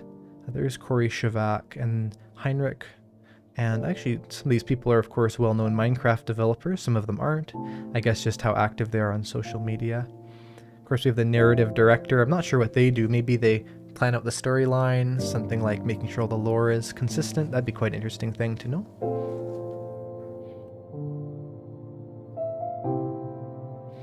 Someone says, do I play piano? I did used to play a little bit of piano, not a lot. I think I maybe took 2 or 3 years of lessons. I actually took 4 years of voice lessons. I've never told people this before on stream, but yeah, some people consider that's the reason why I can sort of talk fairly well on stream, and I'm not sure, but music's definitely quite an amazing thing that I love quite a bit. And I found the Minecraft music, especially the original ones, with its simple piano and just amazing sort of soundtrack to it, really does complete the game. And I think the game wouldn't even be half as nice without the Minecraft music to complement it. And it looks like it's almost done. There's Nathan Adams, that's Dinnerbone at the end of the technical director, the person who has the upside down skin. That's why the Easter egg is in the game actually, where if you name something Dinnerbone, it'll be upside down. Someone said, do I think I'll do a Q&A in the future? I actually did do some Q&As in the past, and most of the answers will be the exact same. So if you take a little look through my channel, I have a 50k Q&A, and I also have a 100,000 subscriber Q&A live stream. Okay, I think the credit song is about to loop again, so we're not going to go through the entire credit scene, but of course, amazing to see all the people that worked on this. Let's press escape, let's go back to the game. Here we go. So that was the end of that, the entire sequence, and we're back. We are finally not on a credit scene anymore. As the credits have told us, we have apparently now woken up, and we are here inside of the stronghold again. Now I guess we'll break our bed here and see what materials we have, but look at that, we barely even used any of the materials we brought with us, but we were able to defeat the Ender Dragon. Might even go through here and take one more look. Just sort of at the barren end we have freed, not very freed. It'd be very cool actually if there was sort of a couple more things that happen when you defeat the Ender Dragon, like maybe a couple plants would pop up. Of course I know the end is supposed to be barren, but still having kind of an interesting storyline to that would be really cool. And although we're not going to raid it quite yet just because we don't have the supplies, I think I will make just a little path up to that end gateway, and we might make a small area to go in from that. Just because I think it'd be pretty cool to take a look, but just as I said earlier on in the video, we definitely need to spend these 67 levels before they are wasted, so we'll probably wait to raid the end until we have done that. But still, because we have scaffolding with us, we have this perfect opportunity to make a sort of staircase that goes up here. And of course, then we can try and get a elytra and all that. Now, I'm not sure, it's only actually been an hour on the stream so far, which is kind of interesting, but yeah, more or less, we should be able to raid the end in this stream as well. I think so. Anyway, we'll find out. The big question is mostly about if we can get enough gunpowder, because you do need gunpowder to effectively raid the end, but we'll see what happens. But anyway, we will go back to the normal background music, but let's go up here and let's see what's through the other end. And we actually have other side playing. Oh, we just broke all the scaffolding. We actually have other side playing, which is kind of appropriate. Of course, sounds like a celebratory song. Other side's also found in the stronghold, which is quite an interesting fact. So if you think about it, other side is sort of an end dimension freeing song, if you think about it anyway. Open this up. It looks like we put one under there that's not necessary. We'll break this, and we'll go through the portal here. If you're in Bedrock, you can't actually do this. You have to throw an Ender Pearl. We may as well do the Ender Pearl method, because why not? So there we go. And we are on an island in the middle of nowhere. There's actually is an island fairly close there, but this is unfortunately fairly common with this, is sort of being stuck. So we'll do... I guess we're not going to really go out here just because we don't want to lose our levels. I don't see any end city nearby, so we're going to just have to sort of make a pathway back up here, and we'll go through and raid this in a couple minutes here. But overall, we'll take a look and see what we can see once we have some supplies there. So we'll go back through. That's kind of weird, the position of that. Seemed like we was actually inside the bedrock for a while, but anyway, there we go. And we'll grab these and we'll sort of do this. And it's interesting because I think that when the game gives you all this XP, it really is this point where they're trying to kind of jump you from early game to late game, where then you have all this enchanting ability, then you have the ability to, of course, raid the end, get your elytra, get your shulker boxes. We actually just... Oh no! Uh-oh, that's not what I expected. Interesting, we just got some levels there. We now have 69 levels here, and it looks like we are at the spawn point of the world, so it's not shocking, but I think it's because I broke the bed there, which was probably not a very smart thing to do, but it might actually be easier to get back to our house from here. So I think our house is north? Maybe it's south, actually. It might be this way. See the render distance, turn that up, but make our way back there. And we're going to go this way in the chat, spamming nice in the chat. But anyway, we'll go this way. And we will try and find our house again. And someone said, what is the seed? I probably will mention the seed in an upcoming stream because I've gone fairly far with this. An amazing seed though for sure. So there's the massive mountain range we're kind of living on. You can see in the distance there. Not on that mountain specifically, we're pretty close. And I think this is where this survival live world could really get going, is the fact that elytra are going to turn this from something that is of course, you know, hard to traverse, like these mountains, really hard to go around, but with those elytra, it's actually going to be really easy, and we can kind of go all around and really start exploring the area, maybe making maps and just really having an amazing thing. But I actually would not suggest making maps until you have elytra, at least not at a large scale, because it's fairly difficult to get a lot of them filled out. And someone said I need a laugh emote. Well, I could try to make a laugh emote, but I'm not sure how my character would laugh because there's no mouth, it's just an eye. But there are actually some more emotes that I'm going to add soon. Because 40 memberships have been gifted, I actually have more ability here that YouTube's given me to upload emotes. And so I can upload more emotes here, because I do have, I think, 14 or maybe 12, something like this, that the amazing artist who made the Mythic Mutations created. And so I will try and upload all those. There's a couple more I haven't done yet, and I will make sure to get those there as well. But let's take a look over here. Looks like we have some sort of a dog here that's decided to eat that. No, that's interesting.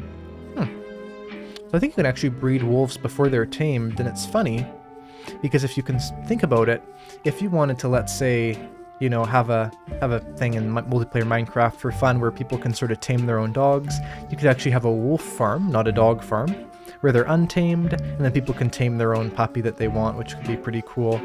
But anyway, we're going to go back up here, and we're going to grab this, and I believe at the other end of this mountain should be our base. But let's take a look at our inventory, what we have on us, and if there's anything really crazy that we can go with. I'm not sure if there is, but basically, Ender Pearls could actually save us a lot of time now that we have access to them, so we may as well use those. I think I'll just grab that and throw those up the mountain, because why not? Just like this, there's not too much of a risk doing this. There's a small amount, but we should be fine. This should save us a lot of time, especially since we have good armor, and now we have an awesome source of Ender Pearls. Wasting Ender Pearls like this isn't really a waste anymore. There we go. Kind of can land in blocks sometimes, but I believe our house is fairly close. So if we just again throw this, sometimes you can teleport to the wrong area, sort of like on a cliff and fall down, but we should be fine just at this angle. It seems like it'd be good. So you can sort of quick travel with those a little bit. In fact, we can see our house are really far off in the distance. I don't know if you can see that or not. There's these little things right there next to my crosshair. And that is my farm. It's crazy actually how far away we can see that from, and incredibly small. We can see sort of some bamboo that's growing there, which is really interesting. So we're going to head over this direction, and we are going to get back to our place, sort of get our items figured out. You know, something we don't even have yet is full diamond armor, but I think the good news is that when we're at those end cities, there's diamonds there, there's diamond armor there, there's diamond tools there. So if we can successfully raid the end cities without hopefully dying, then we can actually sort of really upgrade our stuff and get to the point where we'll come back with elytra, with good armor, good tools, and really everything we need. But let's see how much time we can save by throwing a pearl here. Might not actually save any time if it doesn't land far enough. Does it land far enough? It did. Look at that, cross the entire gap in one pearl. That's pretty cool. We'll try going up here as well. There we go. Although, of course, without feather falling and good protection armor, you can get pretty damaged with just ender pearls, so we'll try and regenerate our health there. But you know, even that was an example of how you can defeat the ender dragon with somewhat subpar items and materials, you know, not the best. Because, for instance, we didn't have, let's say, the best food, we didn't have full diamond, it wasn't perfectly enchanted. What's with the lag around here? It's crazy, but, you know, and so because of that, more or less we're able to still get it fairly well. Now we do have Silk Touch here. Probably mine our way through the ice, actually.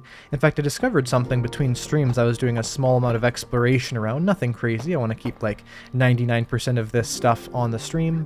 But there is something really cool I found, and I'll show you guys that in just a second here, as we gather supplies to hopefully end raid fairly soon.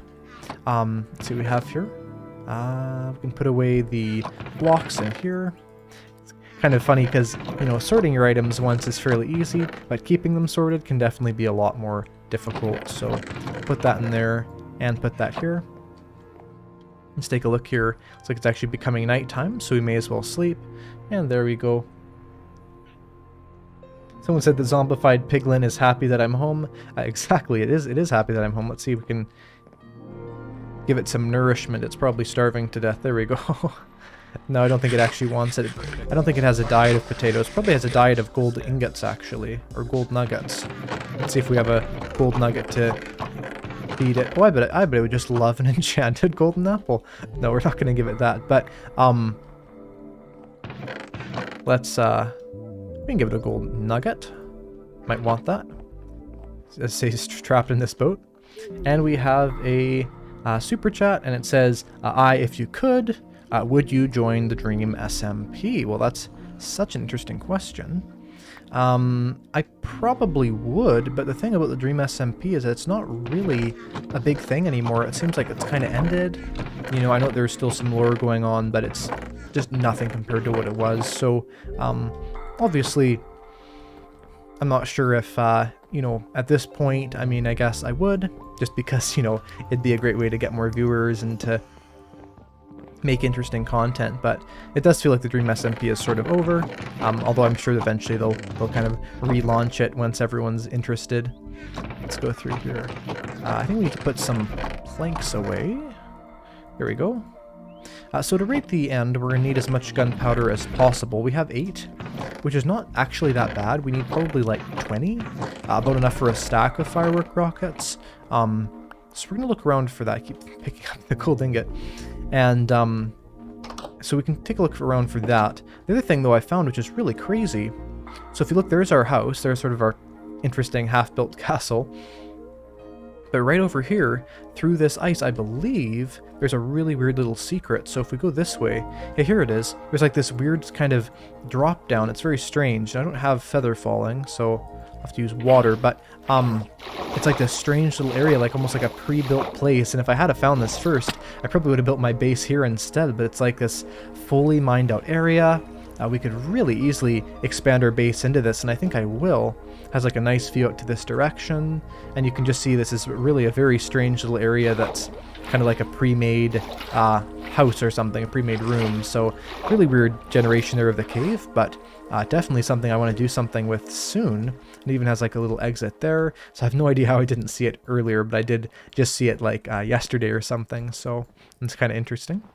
But either way, we're going to go through this door here, and we're going to look for gunpowder, because gunpowder is the secret, and a lot of people will go and defeat the Ender Dragon, go right to the end raid without any gunpowder, but you really are going to do a lot better if you do get gunpowder, so that's why I'm going to grab that. Now, there's kind of 2 methods of getting gunpowder. The first one is just staying up late and hoping we can kill a lot of creepers.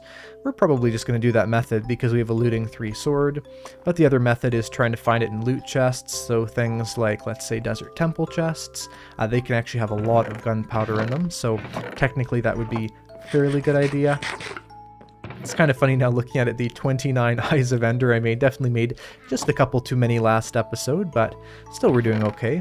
Now outside of that, of course, we have our dragon egg. We might make a small little monument for that for now. Of course, later on we'll make something much nicer once we have some blocks from, let's say, the end dimension cities there, and the purple cities, the end cities. So we'll just throw up here a small little platform, just because why not? Put the egg there. Definitely not the best little sort of thing, but you know, it's better than nothing, so we'll throw it down there. And we have that for now, and later on we'll actually make a designated thing here. We'll maybe make a little building and make something quite nicer, but we have that there for now. Of course, a bow is always good when you're raiding the end. Another thing that some people forget but is super vital is a water bucket. You can never really raid the end without a water bucket, unless you want it to be just very dangerous, so we're going to go grab that. And someone said they missed the dragon fight. Now, if you are just joining on now and you did miss the dragon fight, no worries, because we have the replay, so you could watch that right now. You could just skip back to earlier on in the stream, or you could watch the sort of VOD or the live replay there in about 2 or 3 hours once the stream is done here. But it was a really amazing Ender Dragon fight, and we did not die. And of course, here we are with 69 levels, and which is quite a nice amount of levels. And of course, if we go over here, we can actually get ourselves the materials to now raid the end. And so, what we'll do, we have our decent armor. We are going to bring our diamond armor just because why not? But the other thing we want to do also is we want to get a shield. We already have one shield, but these things can break really quick. So we're probably going to grab the materials for one more shield. Just, of course, with the planks here, like this. And then we can grab the one iron. It's so crazy to me how many players play the game without a shield, because a shield is so important to playing Minecraft correctly, to not dying, to sort of successfully doing that. So for me personally, I found that shields are really important. But anyway, let's take a look for anything else we might want. Some random building blocks should be fine, like dirt. Scaffolding's also really good, actually, now that I think about it. We might try, when we're back in the end, to grab that. Big supply of food is actually really, really important. And the reason why is that there's not a good source of food in the end. There is technically, you know, the chorus fruit. The problem with chorus fruit is that you teleport around with it, so it's really unsafe to use when you're in the end cities. And also in terms of saturation, it's not the best, although you can technically level up your saturation a massive amount if you eat a ton of chorus fruit. In fact, a very long time ago, I'm going to say probably January, so almost a year ago now, not quite, I actually made a video about chorus fruit. It was a really good video, and I kind of discussed the things you can do with it, and there's so many secret uses to chorus fruit, actually. So you can use it to enter secret bases, you can use it as an auto landing for elytra. There's all kinds of awesome stuff there, and maybe I'll show some of those once I get chorus fruit in this world, which should be fairly soon. But for now, we have to just get the supplies to raid the end, because it's really important to be prepared when doing that. So we've actually run out of inventory room already, because we have so many great items. Get rid of the water there. And then of course we can just grab the things that we need. We'll replant our crops real quick. It's always good to replant your crops, which, you know, sort of seems like obvious advice, and I guess in a sense it is, but in another way as well, a lot of people will forget to do that. And so it's always good to remember to instantly replant them once it's been harvested, because of course once you get in the habit of always replanting your crops, you'll probably never have an issue of forgetting to replant them, and then coming back needing food, but just having nothing. And of course the thing about plants too is that it's actually fairly hard really early on in the game to get yourself a decent supply of food, but later on once you have a lot of it, it's quite easy. So it's important to make sure you never fall back down to not having enough. But anyway, we're going to replant these a bit more. Get ourselves these nice rows of crops in our sort of strange looking crop farm here that we built a couple episodes ago. And someone says, what's the plan for the world now that you've finished the Ender Dragon? Well, that's a very good question.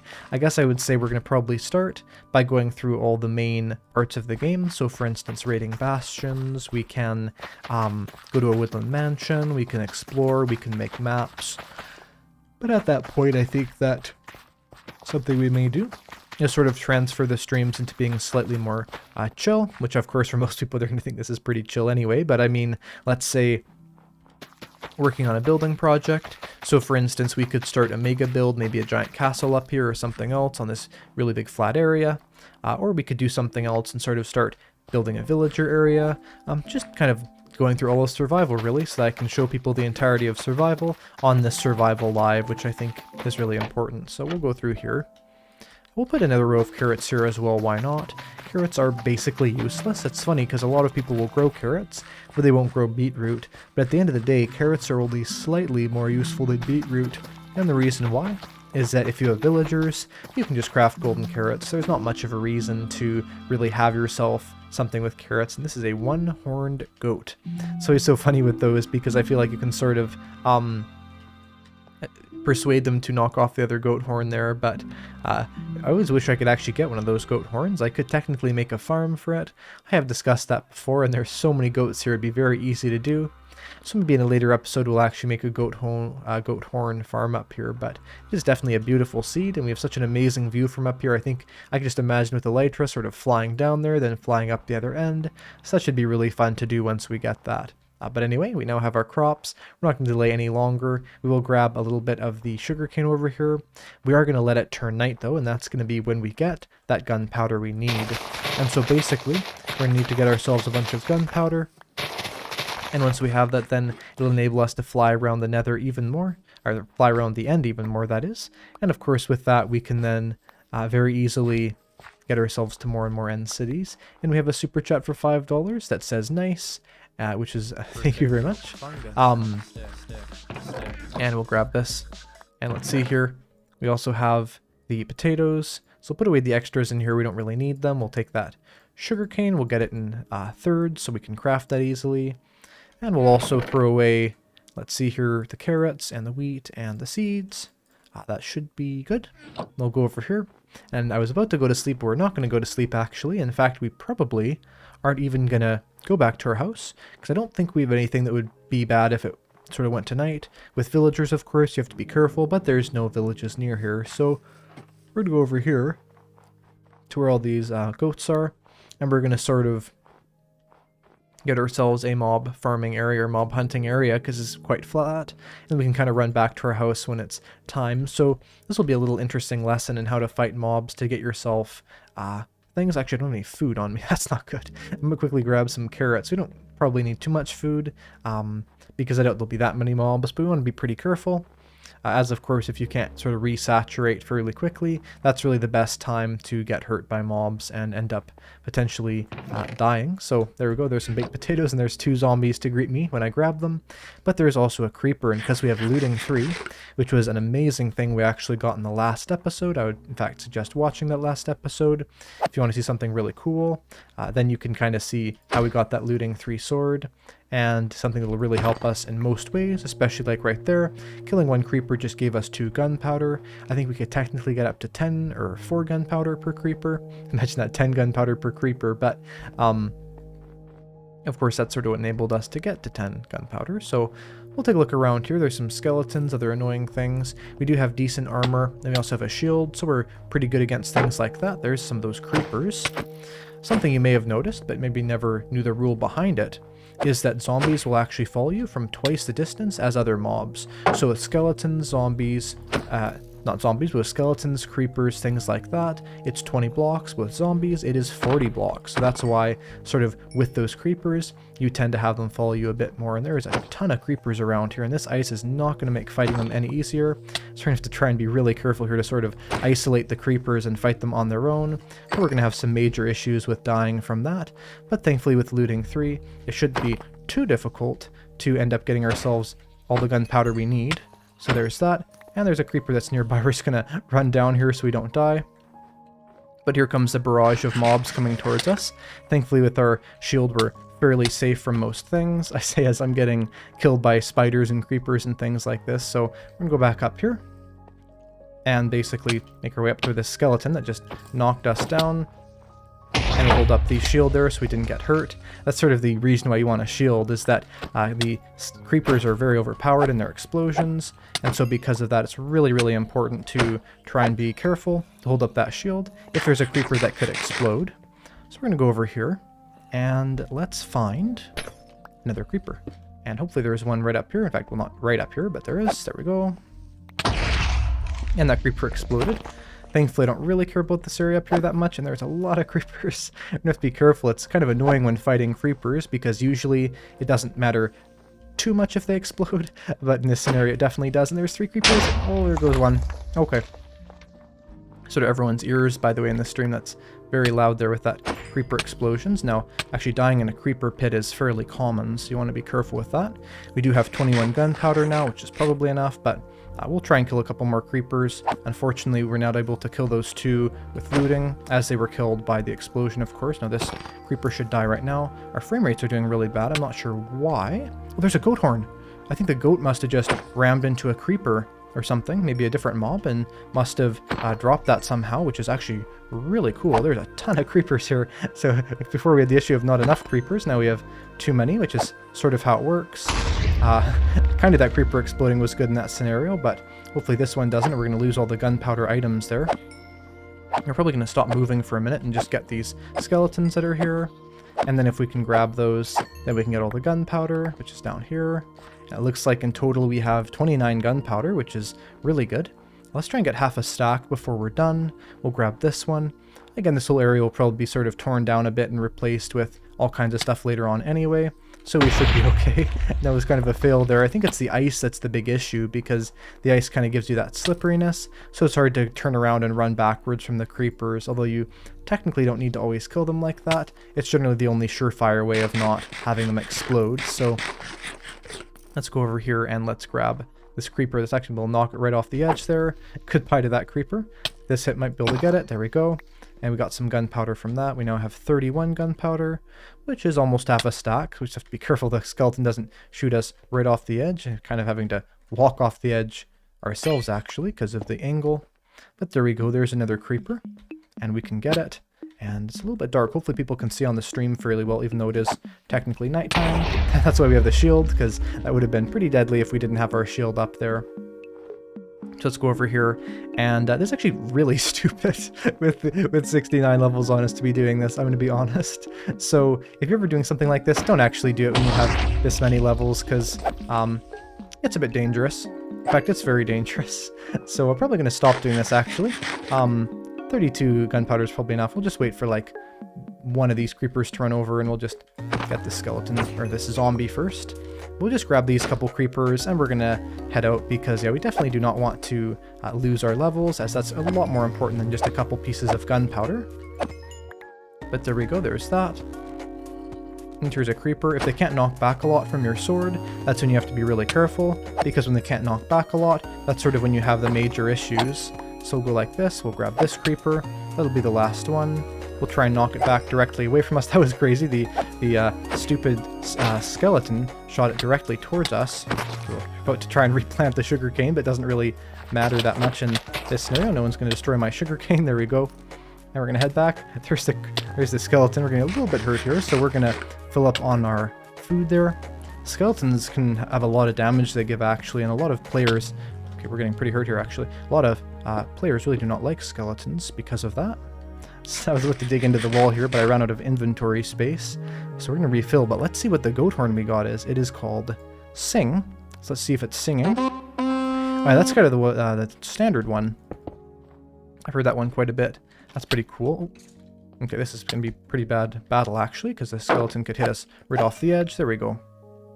There's a creeper down there, actually. I'm not going to try and get it, though. Definitely not worth the effort at this point at all. This is a bit of a deadly scenario we're in as well, so... Okay, there we go, because these zombies could hit me right off the edge, so I probably am actually going to voluntarily go off the edge here, just so I can kind of control my fall, because that's probably the best idea. We're going to eat some food, and we're going to try and head back this direction. So yeah, definitely, I would never suggest doing this when you only have, 69 levels. Maybe doing this when you have like 20 levels or something. So usually, you're going to want to spend those levels first, but I don't really have much to spend them on. But either way, we're going to go up this way. And thank you to everyone in the chat for your messages. I'm just going to head up over here. And there is any block to pile up with.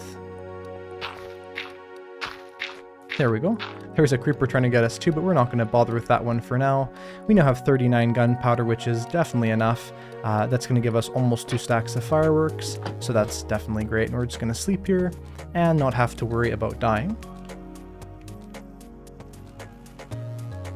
Someone said they have a question. They made a rail/minecart from their base to their mine. The problem is when they send the minecart with chest, it stops when it gets out of view distance. Any suggestions? Well, that is a really annoying issue. And actually, I think if there's one big thing Minecraft could fix, it's chunk loading issues. And so something I would say you could do is you could make sure that when you're making a path like that, that it is all within sort of places where players normally are. That could be one way to work around it. Another method could also be to potentially have your simulation distance be higher. So this right here, this is simulation. This will definitely fix that issue. Another thing, actually, in fact, it probably wouldn't be simulation. It'd probably be this one, entity distance, because it's a minecart. So you could change this temporarily. But yeah, unfortunately, if you have a really large minecart track, you can have issues with that. So let's see, let's put away the food. We should have enough sort of smelted in here. Almost. Need to get a bit more, so we'll be okay. But we can go like this, And of course, something that people are saying in the chat as well, and that you could do if you wanted, is you could have chunk loaders. And chunk loaders are of course a way of sort of loading chunks, which is pretty obvious, but basically it's like this way to make sure that thing is always being loaded in by the game. So like, unlike in your scenario, something would get there and it would keep being loaded instead of getting unloaded and sort of freezing. Let's put away this sort of random stuff. I think we're doing pretty good. We have our 3 string. We also have 6 arrows, which is a lot less than I wish I had, but I guess I wasn't really prioritizing skeletons. We probably won't even bother with a bow at this point. Let's see here. We'll grab maybe a boat or 2. We don't really need those though. We'll blow our goat horn one more time. Maybe we'll get an item frame for that one actually if we have the leather. We do, so we'll make that. Item frames are always kind of fun in Minecraft, and we will make our sticks for that, and then of course craft an item frame, which I think is just over here. I was thinking earlier actually how leather is something that's really important in Minecraft, but a lot of people don't really use it, which is really interesting. Sorry, I said that wrong actually. Leather is really important in Minecraft, but there's not a lot of uses for it. So, of course, you can make leather armor, which, you know, is decent. But the problem is that really all there is the item frames and books and just 1 or 2 other things. And so even though it's something that a lot of people really like to have, it's funny that all the uses of leather are just because of a couple super well-used items, like let's say item frames for map holders or for, of course, items. So it's very interesting how even if an item really only has 1 use to it, that item can still be really valuable if that use is very important to the player. I'm going to put our string away in here. I guess it'd be in, which chest would the string be in? It would be this one. And we don't need the arrows really, because I don't think we can do much with those. We'll put away the wool. I guess it kind of goes here as well. It does, there it is. There's our wool storage I was trying to find earlier actually. And we'll put away this flint. And it looks like we won't need a bed either actually. That would definitely be a bad thing to have in the end, as we might try and sleep, and then that would be the end of that. And of course, dying in the end is really bad because it's very difficult to get back to it. Actually, with that in mind, I would actually bring a bed with me to the stronghold, but I think because we'll be so far out, it's not going to be much easier even if we're at the stronghold. And it shouldn't be loaded, so we'll be fine. We do have a bow. I suppose I could bring the bow and arrows, it just seems like a bit of a waste. But actually, we might have some of those arrows left, because I did have a lot of arrows with me when we were fighting the Ender Dragon. So I might have put those arrows away in one of the chests in the at the stronghold itself actually. In fact, I probably did. So what I'll do is I'll likely just save this. And I think that this is probably enough food, although again I might run out and be like it definitely was not enough food. So I'll probably get this to smelt a bit more. I could make 2 of these I guess, or even a smoker so it cooks even faster. If you're ever wondering in Minecraft what a smoker does, or what a blast furnace does, well, it's exactly that. Basically, if you have a smoker, it will smelt your food items double as quick, however it'll give you half the XP, and if you have a blast furnace, it will smelt your ores double as quick, but it also gives you half the XP. And so it's sort of up to you which one of those methods you want to use. The problem is that the sort of vast majority of items, like let's say the sand or something like that when you're turning it into glass, that cannot be done with the smoker or with the blast furnace, and so just making a standard smelter or furnace is usually the best idea. Let's grab ourselves some wood items here. And let's make a second smoker just to speed this up so we don't have to wait too much. And we'll just grab that there. And then we'll make the furnace here.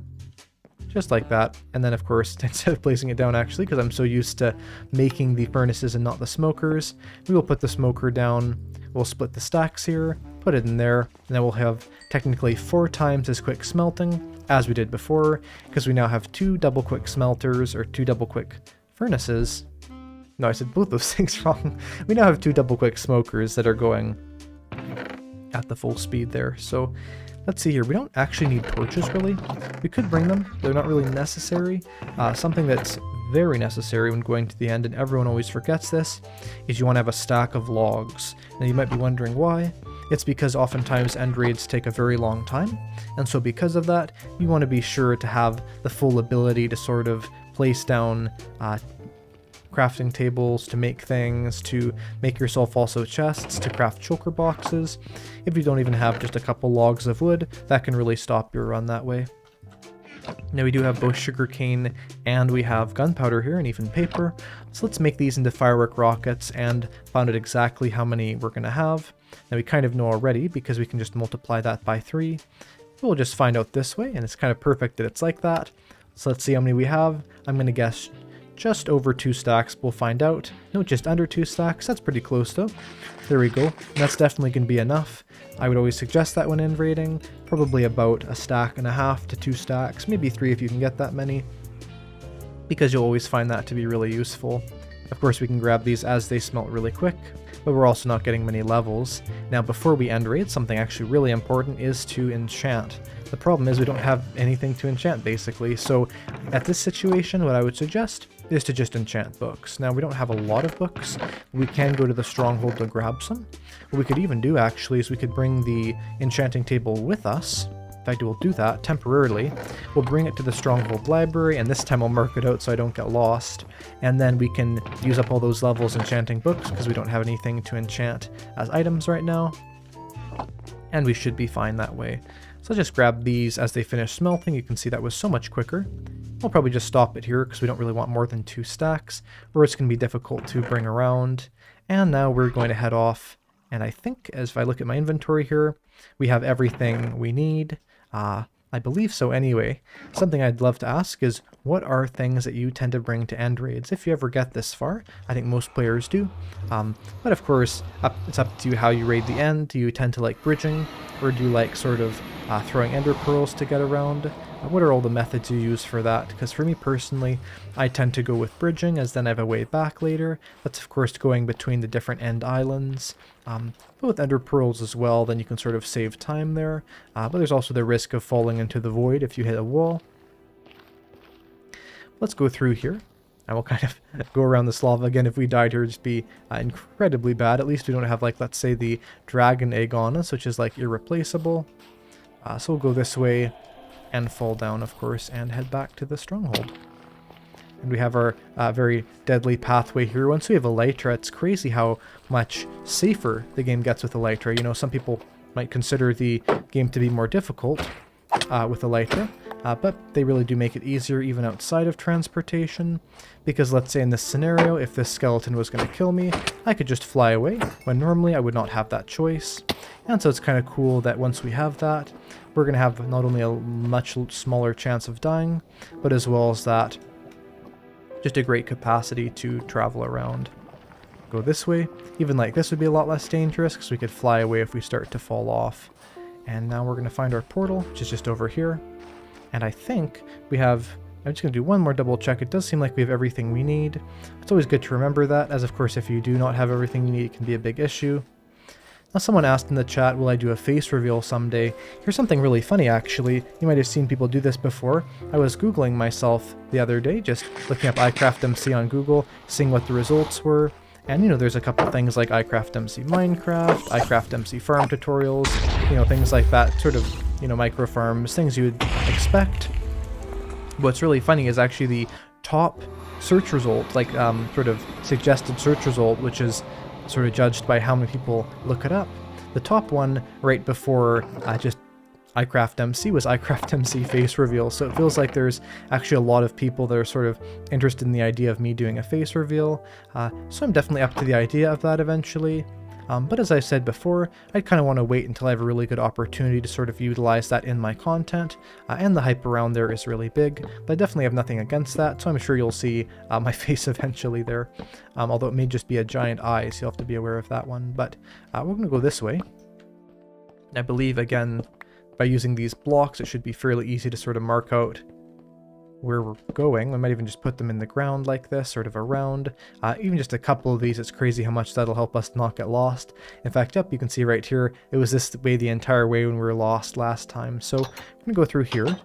Here is the library, and basically we'll just place down this enchanting table in the best area, which I believe would be like right here. So if we just place that there, we're going to break the rest of these with Silk Touch, I think. And we can kind of go through here enchanting all these books. And we are going to have to craft a chest, because we're running out of storage here really quickly. But actually, there's a chest right there, very convenient. So we'll throw all this in here for now temporarily. We are going to need to pick up some of this stuff again, because it's going to be important. Actually, we don't need lapis on us. That's not good. I could look for lapis. That's something I forgot about, actually. We're pretty low down, I believe. So it should be fairly easy to find lapis. There might even be one in our chest. We'll take a look here, but I did forget about that. It's funny, lapis is something that's usually really easy to get in Minecraft, but inside of this world, we've had a small amount of trouble getting it, I noticed. As even last time we tried to enchant, we didn't have any. Now, there's no lapis in here. We could sort of take a look around here if there's any nearby caves that contained it. Again, it might seem like sort of a useless step, but it is really important to make sure to save those levels, as you'll definitely not regret sort of losing them and everything you get from them. So now, if we go over here, we need to sort of find an area, even if this area is blocked off, where it kind of, there we go, in fact, yes, that's exactly what we want. Connects to sort of the air. We can try and find some lapis. We don't have any torches, which is not going to make this easier. Because we have our fortune pickaxe, even one lapis vein will be perfect. Like right here, for instance, we have a redstone vein. So if that was lapis, we could probably get a lot of that. And we just had a super chat, and thank you so much. Actually, I think it's a super sticker. So thank you for that one with the diamond there. And in fact, look at this. Or I thought it was lapis. I thought it was lapis. It was disguising itself as lapis fairly well underneath the blocks there. It's quite funny how things can look like lapis quite a bit. If you look at them, they really aren't. Now, we're going to be careful here. We can't really see much, unfortunately. We'll try and be down here just for a minute. But I'm going to try and look for lapis. Here's some gold. You can see that's definitely gold. But if there's some lapis that's sort of exposed around here, that could be really great. And if not, we can sort of go around later, trying to sort of find that. Now, there could definitely be a shrieker here, but it really doesn't matter because we're not going to be raiding it for that much time. It's actually funny how much difference there can be in different parts of the game. So for instance, right here, you know, the difference of sort of the experience in the Deep Dark versus, let's say, in the End raid is just so different. It seems like two different games, which is definitely something really cool about Minecraft, is how much variation there is to it. There's some iron. That's not going to be very useful either. Again, we could technically go without enchanting. It's just going to be much smarter to be safe and not waste that. We've now found a lot of veins, but none of lapis. We are probably fairly near the lapis Y level. And again, let's see if we can grab some torches maybe so people can even see what's happening. So we'll probably head back up there to the entrance, and we can use these to also have a better chance of doing anything. There's the stronghold through there. And if we sort of go this way, we actually have the Deep Dark music playing, which is interesting. We'll go this direction. And let's see if we can... There we go. I can't see anything. It's actually getting to be very hard to go up here. So we're going to use our water. We're going to head all the way up here if we can. Yeah, let's get the block out of my hand before I place everything. So we're kind of stumbling around in the dark here, but there we go. There's light. Now we can see what's going on, finally. And there's even some redstone I forgot there, so we'll mine that. Why not? We have another person who joined the Ice Squad, and if you're wondering what the Ice Squad and channel memberships and that is all about, well, you've come to the right place, because I'm going to tell you that right now. Basically, channel memberships are a great way of supporting my channel, but as well as that, they do a couple things. So the first thing is they help to keep my Minecraft server online, because I use the funds from those to help pay the monthly fees from my Minecraft server. And if you want to join that actually, it's play.eyecraftmc.com. And if you want to know Bedrock port information, because we do have it for Bedrock, that's there also. But as well as that, you get access to amazing emotes, and you can do, I believe there's one other benefit. In fact, there is. You get a special rank inside of my Discord server, and there are these special community posts where I can basically directly talk to you one-on-one. So if you ever want to sort of ask me questions and things, and guaranteed chance of me answering, not guaranteed, but 99%, I'm always trying to check the comments of those community posts, so you can use those if you want. But anyway, there's 24 torches, which is not a lot, but it's some. So we're going to take a look around here, and we are going to get ourselves the area lit up, and then we can try and find some lapis there. And of course, at the Y level it's fairly common to find that. In fact, we might look back here even for a hoe, as a hoe could help us break the blocks there, and then we can sort of expose more areas where lapis could potentially be. In fact, these 2 iron here are perfect. We'll use them to craft an iron hoe, which does have the ability to instantly mine lapis like that. So we'll go through here like this. Someone said, will I build farms in this world? I definitely will be building farms.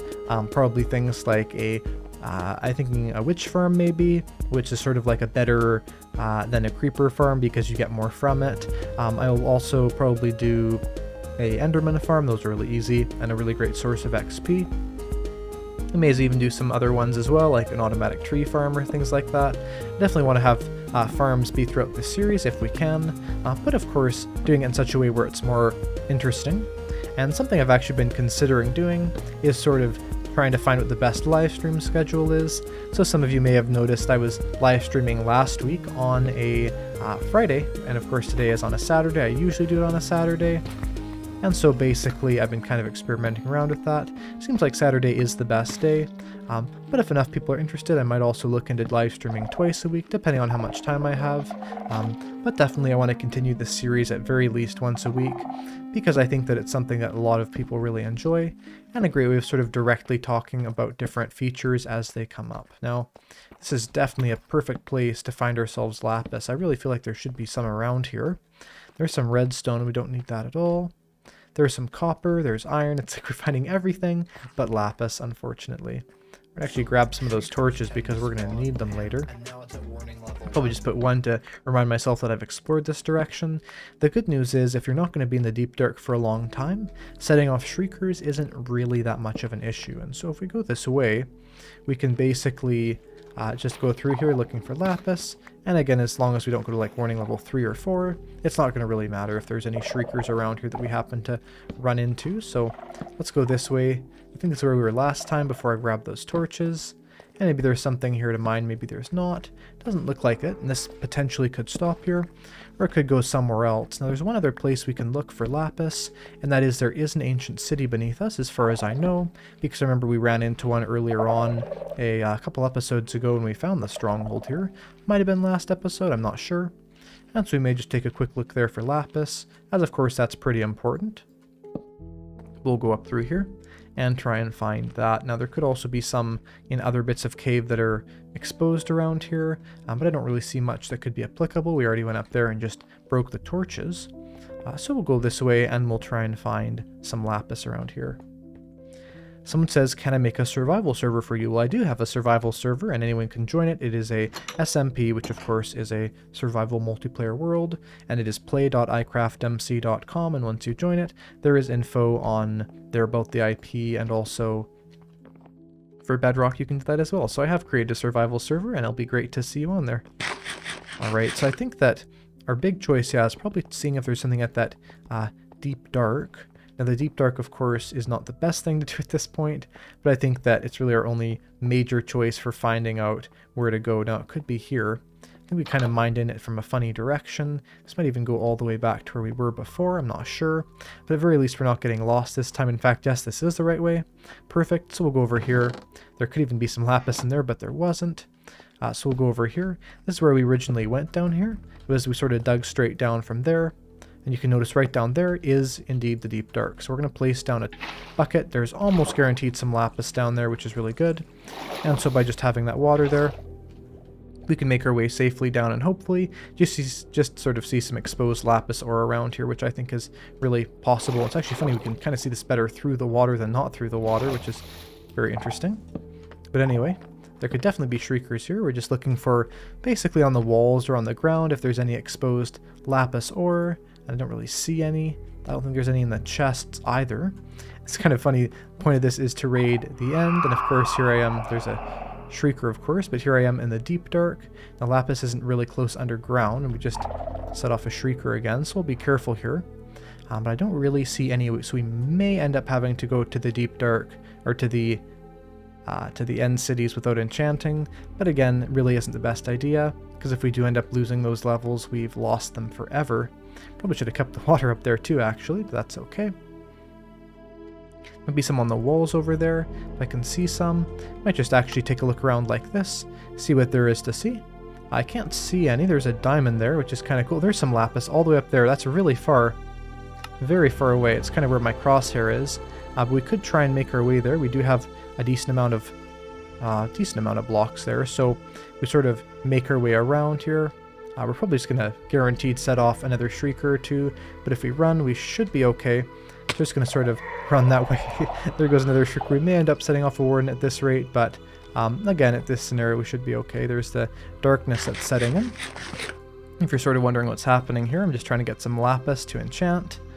And basically this is how it works. Also, if you haven't joined it already, be sure to join my social medias. So I have my Twitter, Eyecraft_MC. I'm trying to grow that platform a lot, so be sure to join on there. And also, we have my Discord. On the Discord server, there is a way to join to my Minecraft server, play.eyecraftmc.com, which is the IP to that. And of course, as well as that, we have my Twitch and we have my Reddit, so be sure to join those. But anyway, here we are back in the world, and there is some lapis I saw up there on the mountain, so we're going to sort of try and find that. Again, these things are sort of difficult to spot. We did find one up there before though, so I'm thinking if we sort of pile up, it should be fairly easy to see that. I don't really see any shriekers here. There's a couple, there's one there actually. It says I don't see any shriekers, I see a shrieker, but I believe we have some lapis that's exposed just around here, and we might end up having to just go without. But we'll take a good look here. And we still have quite a bit of time to raid the end city anyway, so we should be fine.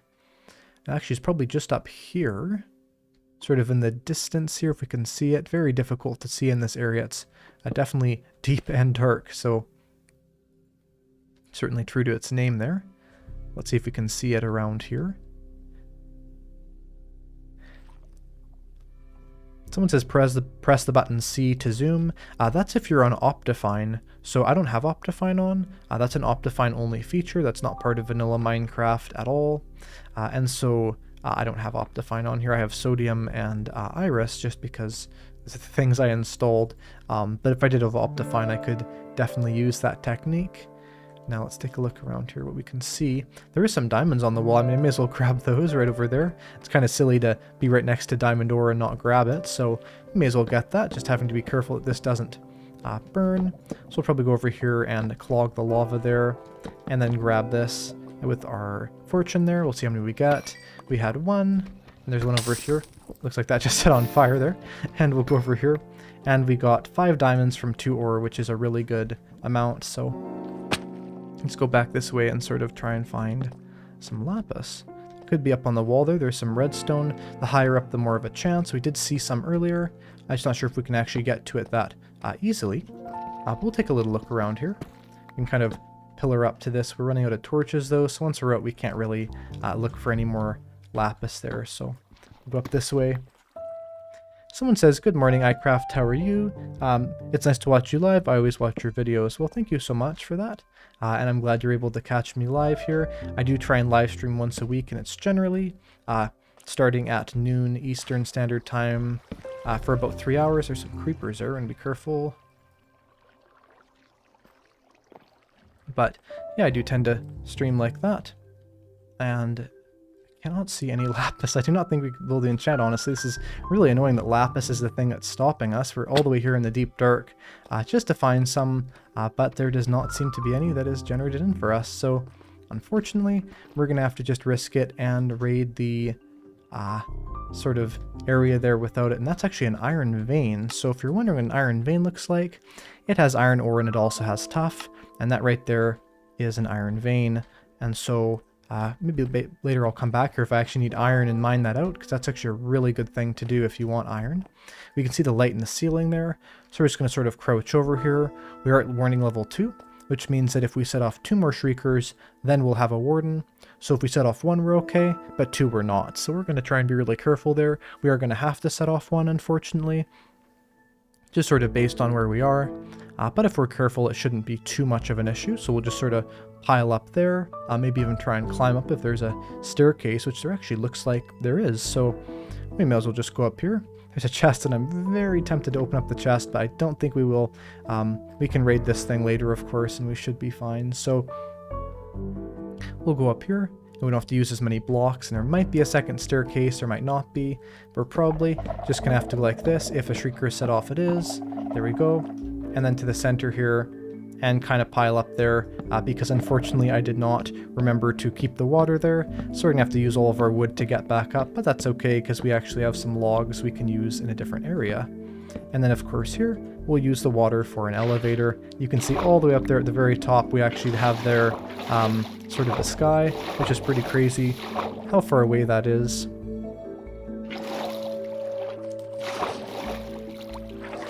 Let's go up here. And someone says, why do I not use crits? I do use crits. I'm not sure why people are wondering that I don't. I didn't during the Ender Dragon fight because it's more dangerous if you do that and you're jumping up, because you can get sort of thrown into the air, which is really dangerous. But we're going to go this way. And it's not being the most effective elevator, to be fair, so we're just going to do sort of smaller ones. The best way of doing this, if you want to be really effective, is just to sort of place, kind of pick it up and place it in small levels upward there. And there we go. I don't think this is actually the way up. It might be. I think it's a little bit over here, and that's where we can get to the stronghold. It might be this way, actually. Right through here. No, it is not. It must be over here. And then we can find the entrance there and go and raid the end, even though we do have all of our levels, which is not ideal at all, but it is what it is. There's that chest there. I can actually look around here to see if there's any lapis we uncovered, but no, there's not, unfortunately. So we'll go up here. And I actually believe that lapis used to be more rare than diamonds. It's not anymore, but I do believe it used to be. Sort of an interesting fact there. And actually, I guess I can't pick up the water there. But yeah, technically used to be a little bit more rare. So it's quite an interesting feature there. We're going to go over here. Bring out of food, unfortunately. We do have those random 5 diamonds. I guess I could make something with them. We'll probably just save them for later, honestly. There's our block that shows us the way back. And we'll just kind of go down here. And then from there we can go to the end dimension.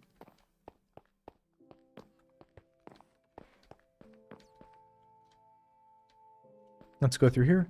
And someone said that the 1.19.3 update came out.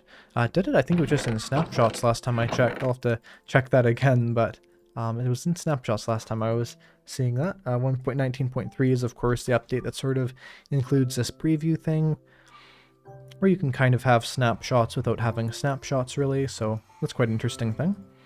And we're going to put that in there.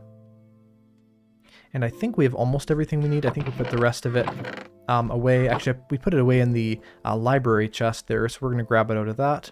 But we can definitely try and raid at least 1 or 2 end cities, which should be good. And so if you're just joining the stream now, or if you've been on for a long time, be sure to share this with your friends as I'm live, so they can watch it live, or maybe even watch the replay. And then, of course, they can see this amazing end raid as it happens. We're going to go over here. We can grab our enchanting table later. But of course, we're going to grab any important things like the scaffolding, the boats, a little bit extra food, why not? That actually stacked perfectly to 2 stacks, so why not? We'll grab these building blocks. We're definitely going to need those. And of course, what's also important is these wood items here and the shield. So we'll switch this out for the good shield, or for the bad shield. So we're kind of using that one up first. But that should be good. And we're going to head off here to the stronghold. And we're going to defeat those shulkers, and we're going to get that. And if we go back down here, it's crazy, honestly, how, like, 6 or 7 dark oak can make that much of a difference. And we just had a super chat, and it says, does the night vision potion counter the darkness effect that the warden gives? Appreciate the content. It does not, actually, so it will kind of, it'll make it so you can see the deep dark normally fairly easily.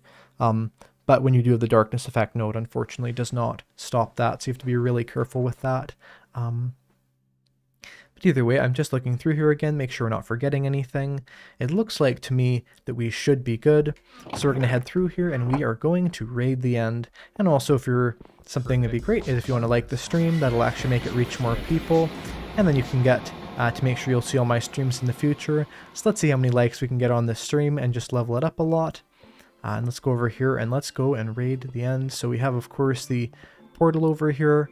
This end gateway. It's kind of funny actually, because it looks like it's the same block as the normal gateway that goes sort of the actual end portal in the fountain or in the stronghold.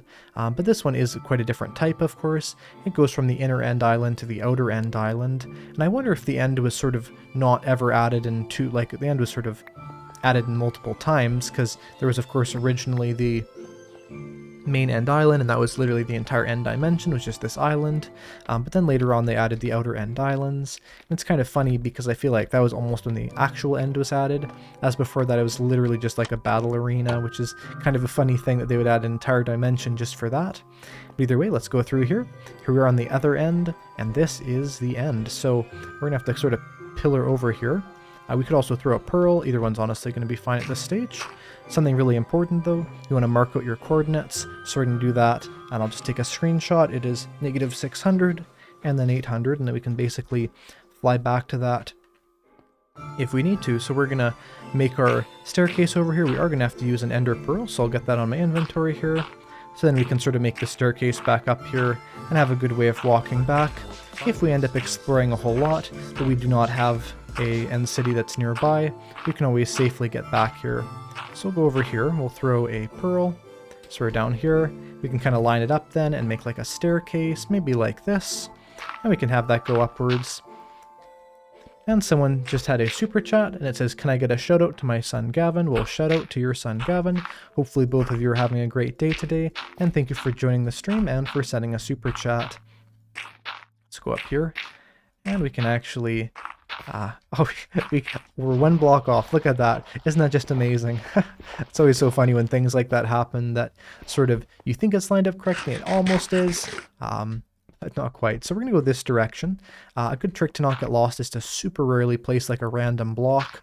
It's fairly easy. So you just want to kind of throw those out through there. You don't even need to place that many, probably like one every few blocks. But it can work fairly well. So we'll go through here. We actually have Ward playing, which is a perfect sort of end song because it has this interesting kind of glitched sound to it, which I love. So let's go this way. Let's try and find an end city. Again, we should have a very clearly marked path back there with the dirt. Kind of funny to see that, actually. We'll go over here. Hopefully this leads somewhere. It may not. We can definitely get a better view of what's around. And actually, I should change my render distance here, because not only is there not a lot to load in, but there could also be an end city. And in fact, there is an end city. There's one right there, which is super close. So that's pretty cool. And we can find one over here. And you can see that is a really good end city. We have 3 of those sort of... Is it 3? It looks like 3. Maybe one's behind, but it looks like there's 3 of those sort of shulker tower things, and then there is the end ship itself. So that is the perfect end city, really. We're going to take a journey over there, but we do not have the perfect way to get to it. We're going to have to bridge, which is not going to be the best thing.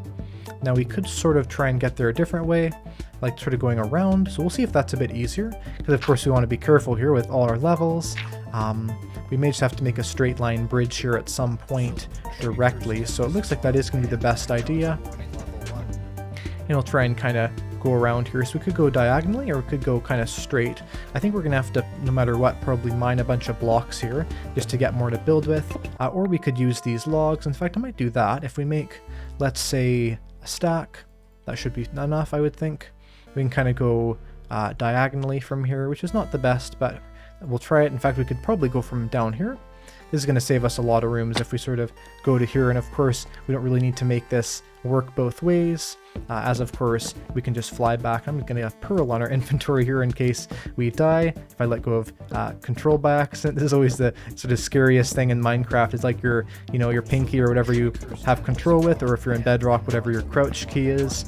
It's just like so tightly on there, but technically if it fell off then you would die, which is always a little bit of a stressful thing. So we're going to go over here, and of course there is technically crouching by holding. The problem with that is that it's a little bit difficult to do, because sometimes you can get sort of stuck in crouch if you're not used to it, and then I found I can actually have an even higher chance of dying that way. But let's take a look. We have here, we're pretty close now. We'll just go over here. I would switch to the dirt. I guess we could do that, and we're super close here, so we'll try and make our way over, and we should be good. I think sort of not going directly diagonal will save a little bit of time and a little bit of materials, but we're getting super close there, so there we go. We can just go this way, and I do not want to walk across this crazy bridge again, so we'll just go this way, and we will make our way over there, and here we are, safely at the end island. Right now, this is where it gets fairly difficult, especially difficult if we want to not die. We do have really good armor, so I think we can be fairly confident with that. And we're going to go here, and we have looting 3 on our sword, which is perfect. Everything you want. Now, one trick, really important to do if you're raiding the end, be sure to break some chorus fruit before you head off there. The reason why is that the chorus fruit will give you emergency landing if you've flown up really high into the air from there.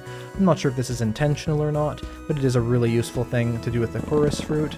So we're just going to grab a little bit of this interesting plant, kind of some glitched chorus here too, and maybe just up to a stack of it. It doesn't really matter, just having some so that if we need to, we can save ourselves that way, and I'll demonstrate that later on if and when we get hit by the shulker pellets there. Alright, here we go. So there is the end city. Now technically we could actually hit them to start off with a bow, which would be kind of funny, like you can see I did there. But it's not usually the best idea, especially if you're trying to get their shells. Now you can break these things with your sword, or you can also hold up your shield. Technically the best idea is to sort of save the first 2 shulkers you find, because then you have a higher chance, well, even easier way more or less, of getting them later on if you're trying to make a shulker farm. But at this point we're probably not going to make a shulker farm anytime soon, and so because of that we should be okay. Let's make this. There we go, we have 1 shell, which is decent. And something I learned a while ago actually is that in Bedrock Edition, shulker shells are way easier.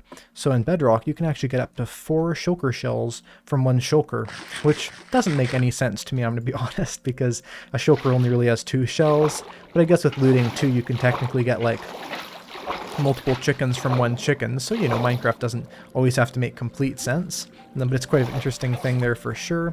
Now in this room the trick is to kind of try and get trapped here. You want to sort of not stay in an area where you're consistently going upwards. You want to kind of crouch underneath these slabs here, while also eating a lot of food to keep up your saturation. But unfortunately these things can be a little bit difficult. Now you can hold up a shield and that can help. The problem is it's often hard to navigate with a shield, so we're going to go up this way and try and get this shulker. It's actually fairly possible to kill a shulker as you go, but because there's so many of these shulker pellets, you're going to be really careful to hold up your shield here so that you're not hit by too many of them. As of course 1 or 2 is fine, that levitation effect is actually kind of useful, but if you get too many, the damage spiral can get really crazy, and then you can die fairly easily. So let's see what's in here. We actually have diamond leggings. That's like perfect, because that's the one piece of diamond armor we don't have. Oh my goodness, look at the amount of diamonds in that chest. 7 diamonds in 1 chest. That is absolutely crazy to consider that. 7 diamonds in 1 chest. This is cursive binding, so we won't do that. This one's blast protection for mending, not the best, but of course it's not cursive binding, so we'll take that. Now the idea of bringing wood with you is that right now what we're going to do, I'm saying this as the shulkers of course try and kill me, is we're going to place down a crafting table and make ourselves some shulker boxes. So you can break the chests that you found your items in. This is always useful to do. We'll make a shulker box here. We only have enough for 1 right now. We'll just put all of our useless stuff in here. So all these leggings, the gold, the saddle, maybe the dirt and the end stone, sort of just things you don't really need to have on you. And then you can kind of keep your inventory clear, which is always a really good idea. And that's sort of how you make like a permanent end raid, is as long as you don't run out of those firework rockets, you can, or out of food of course, you can basically go from end city to end city. Now we're going to try and get that with the bow. We want to be careful, as of course we don't really want to be able to lose our ability to do that. Now something we can actually do here is we place down water. We can actually use that water to go down, although it's kind of difficult to do. So if you see this, we can actually swim all the way downwards even with the levitation effect. So that's a really good trick to know, because in that method sort of, you don't have to worry as much about getting hit up by the shulkers there, as you can just go downwards whenever you want to by simply swimming into that water. Although it's a little bit annoying, it does work really well actually, surprisingly well in fact, how important it is to have water if you are sort of raiding the end in this way. So we're going to do that, and the biggest thing we want to go for is feather falling, so hopefully we're going to get some feather falling fairly soon here from one of the chests. No idea if we will or not, but if we do, it's always really important to get that, because of course fall damage is definitely the biggest danger here, and I guess probably projectile protection would be the second biggest. Now I think there's one of these on the roof, so we're going to take a look for it. In fact, I see a shulker pellet there, so definitely, of course it teleported away. I don't know about you, but I've always thought it's kind of stupid that shulkers can teleport. Like, I guess I get it. It's, you know, sort of like, well, they're in the end, so they're like the Enderman. But, you know, I feel like it's an ability they just don't need to have. And so because they have it, it really does make it just a little bit too difficult. But also just annoying, you know, like I don't think it really makes it more difficult for them to teleport. It sort of just makes it much more difficult. It sort of makes it much, much more annoying, really, more time consuming, but not really more difficult. Of course, there's a couple things you want to be grabbing when you're raiding the end. The first one is the end rods. The second one, of course, is the shulker boxes. And you also want to get the elytra and the dragon head on the end ship. A lot of people forget that dragon head, but it's really important. So I would suggest grabbing that, as it's the only place to get it, and it is quite a cool item. We're going to look through the windows here. Sometimes there's a shulker that'll be on the side. I always suggest getting as many shulkers as you can, because sort of getting them is the difficult part. Getting the elytra is fairly quick, but, you know, getting yourself that big supply of shulker boxes can be sort of frustrating. Now we can use the shield here to technically stop these, but the projectiles kind of go around it, so it's sort of not that easy to do it that way. Now in this room, you want to be careful to get this shulker here first, because if you don't, what basically happens is that then it can hit you. And so these two ones up here, you can hit them even if you're levitating, but that one down there you can't. And so it's much better to hit these shulkers here, and we're going to get these ones. And we're going to get this, and there we go. There's also an ender chest there, and we do have silk touch, which is perfect. So we can basically get that. Now we're about to fall here. It's just, there we go, and we just got the shell there. We're actually getting a really nice shell drop rate, probably because we do have the fortune, but even with fortune it's not uncommon to have like a fairly bad drop rate still. So we use this water bucket again to go upwards. Super useful, like even here we can go down and grab that shell then. Really the best way of defeating this, it used to be that with elytra you could sort of use the elytra to get away from the shulkers, but you can't really do that anymore. So of course eventually we can also use these ender chests if we need to save our items, if we're about to die. Of course not our XP, but still, like, let's say if we find elytra, I'll definitely put it in that ender chest first before I do anything else, because making sure that ender chest and that elytra sort of together, it's going to make that safe, as that's the most important item there. And also any full shulker boxes of loot. Again, really the best technique is to do that. Now I think this goes higher up. It does. It's just kind of hard to get to. There we go. Now of course we can just use water and sort of just refuse to do the parkour. And if I remember correctly, this is probably going to go up into another one of those towers, just from what I saw on the outside. There were 3, and it does, but this one's a lot shorter, which is good. So it should be really easy. This is probably actually one of the best things when you're getting shulkers, is one of the shorter towers, because then it's really easy to go here and just kind of get all the shulkers as you go up. We're going to eat some food here. We're getting a little bit low. There's the shulker here. There's also, of course, the 2 chests full of loot at the top there, and hopefully they have some good stuff and not just more random stuff like iron tools. Let's see what's in here. We have gold. That's pretty good. We have a iron horse armor, and we have another pair of leggings. Apparently we didn't have enough leggings. It's like the game realized we have the everything but leggings, so it just gave us an insane amount of the leggings there because we didn't have them. We're going to try and get this last shulker here. Thankfully, none of these really teleported away annoyingly. I don't see any shells at the bottom, but we'll turn on the hitboxes, and no, there is none. So we'll go over here, and then we can do that. Someone says...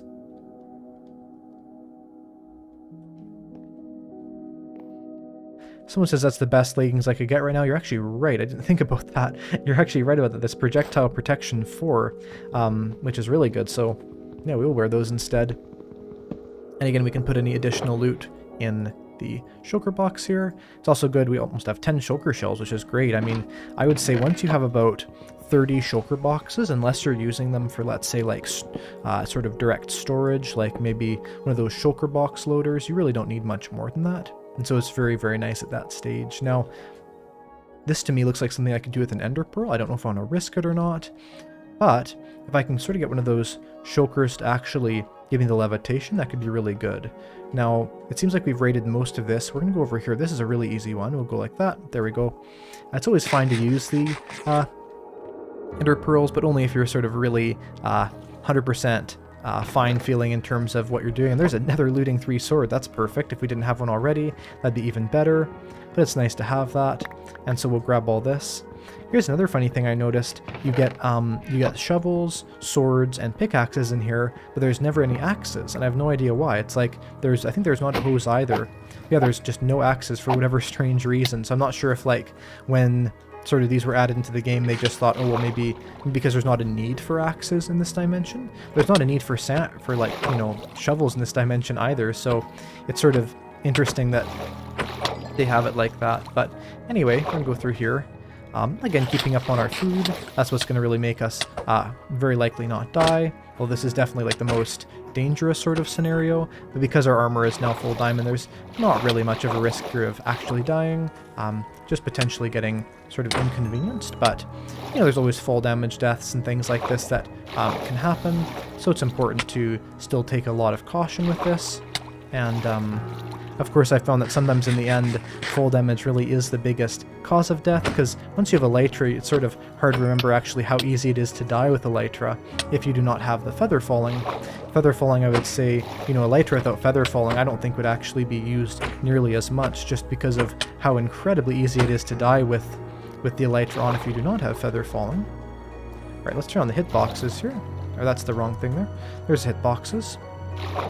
We can grab this one right here. And there's another one of those shulker shells right there. It's so awesome, honestly, using this water. It's crazy how much more difficult this would be without it. Of course, also keeping that maneuverability really does make this be much easier. So we're going to go over here, and we're going to grab that. And grab the water there, of course. And I think this tower basically raided, but actually because we went from top to bottom, there is very likely some stuff down here that we have not yet used. So we'll go down here. There's probably like some shulkers or something. We'll find out. But right down here, potentially one of those shulker rooms. There is one. There we go, sort of the small shulker rooms. So we'll get this shulker. Really going one by one with the shulkers is usually the best idea. I don't see any loot chests in here. There is probably also a shulker right here. There is. There we go, one near the door, I'm guessing. I don't know if this is the door one or if it's a separate one. It looks like it's a separate one. Actually, that shulker shell, if it dropped, which it didn't, I would go right off the edge there, so probably not the best thing. Now, right here is sort of like where these chorus roots become useful, so if we're going to eat one right here, we would basically teleport to like the nearest solid ground, which like here was right here. So that's sort of the use of those, and that shulker teleported like really specifically. That's funny, they don't usually do that often, so that's interesting. There's a shulker right up there. If we can sort of get it to hit us, it's funny, but by hitting us, it's actually going to make it so that we can kill it a lot more easily. I also hear them down here. Oh, there we go. Well, here's an unlooted thing. That's perfect. There we go. We'll get the shulker here. And there's probably one down there as well. I don't see any. Oh, there's one right here. And we'll grab it. And of course, that's right over here. Someone said, when will I get the elytra? I'll get it as soon as I've got all these shulkers. Then I will, of course, grab the elytra there. And we're basically there. And I'll just probably bridge over to it, or ender pearl. What's in here? We have another pair of leggings. What a surprise. So we'll put this here. Of course, put all our sort of useless things. Lots of stackable loot you get. And so because of that, you want to be fairly careful to put that away quite quickly, as it's much better this way.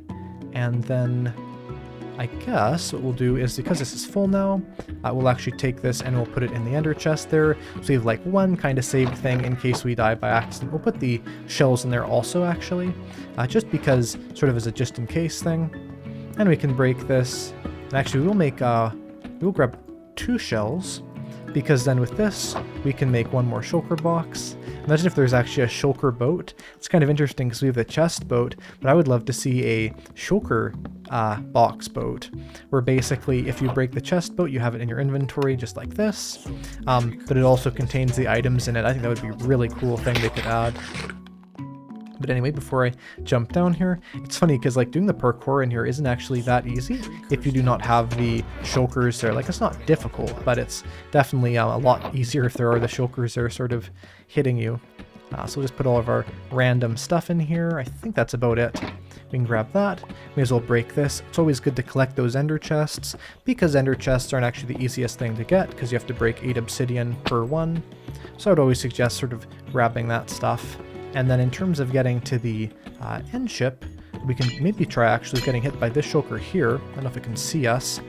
We'll find out. It looks like it might. If we hit it, it might be able to see us. We'll find out. Does it? Oh, that just killed it. And there goes the shulker shell all the way down there. So we'll place down the water bucket and get down there, because of course, pretty important to do that also by eating the chorus fruit there. You notice I just instantly teleported downwards. That's always a really good trick, is the chorus fruit will instantly land you on the ground. So if you have to go from the very top to the bottom really quick, just eat that chorus fruit and you will do that.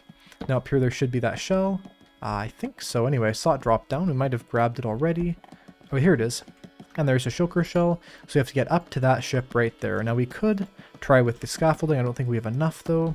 So it looks like the best route is going up here, through there to there, and then to the end ship. And of course we can get all the awesome loot that is in that structure. So we'll place this down. We'll place it up here like this. And we'll kind of make our route up here. There might even be a couple shulkers that are left in this area. Maybe not though. And then of course we can grab anything from them if we need to, kind of going all the way up. I believe the exit was sort of over there, it looks like. So we'll go on this side. We'll place our water bucket. I have a question. What was your favorite Minecraft update?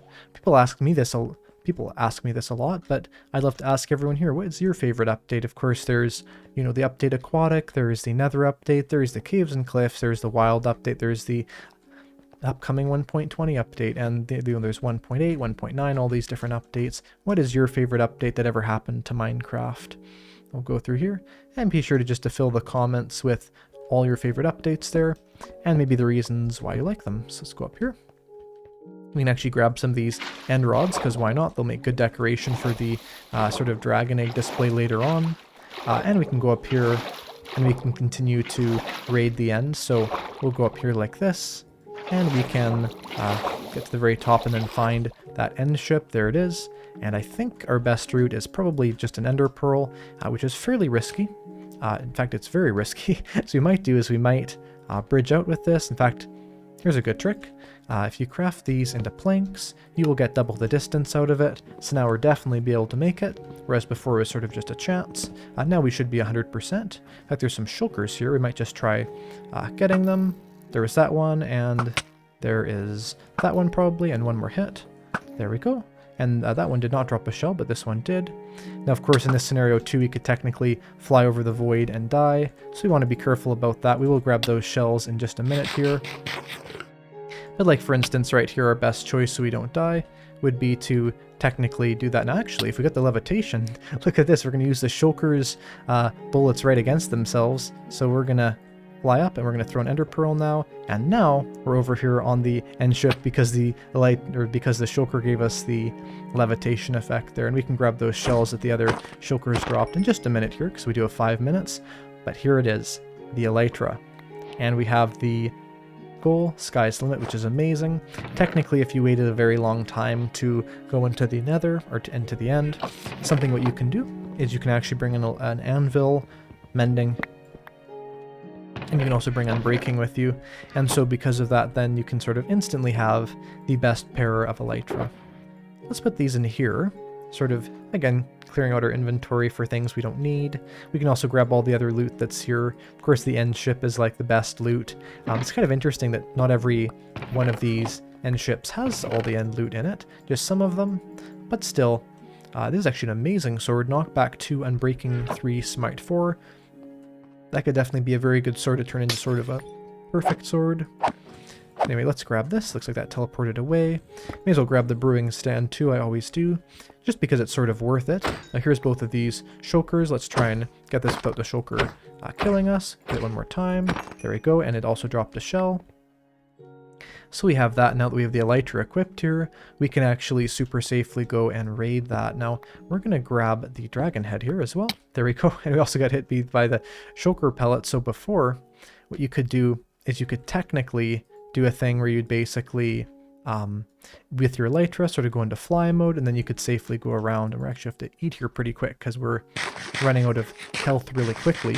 On the ground there was those shulker shells, so we'll be careful to grab those here. We probably have like 1 or 2 more minutes before they despawn. So we'll put those away.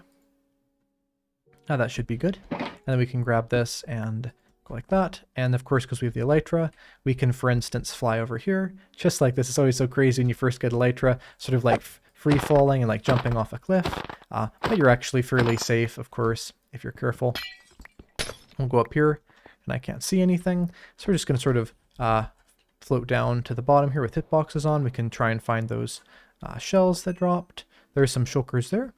And I think the shells at the bottom, we can kind of see there's some entities around here. Really important actually to be careful when you're kind of flying down. You do not anger any endermen, as it can definitely happen if you're not careful.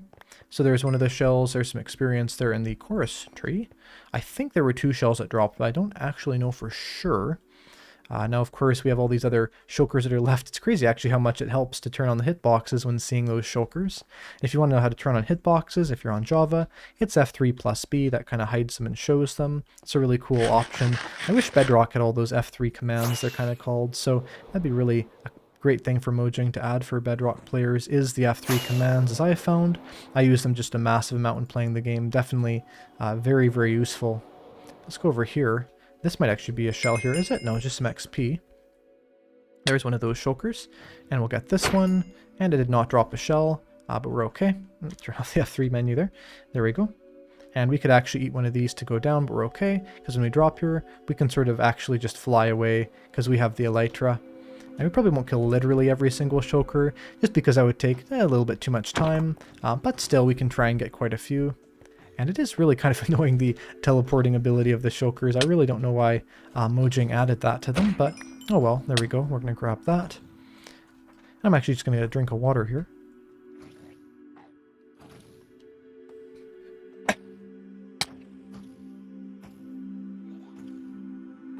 Someone said, is this a tutorial? No, this is a live stream. Excuse me there. This is a live stream here, so everything here is live. But of course, you know, I'm teaching things as I go. It's Survival Live.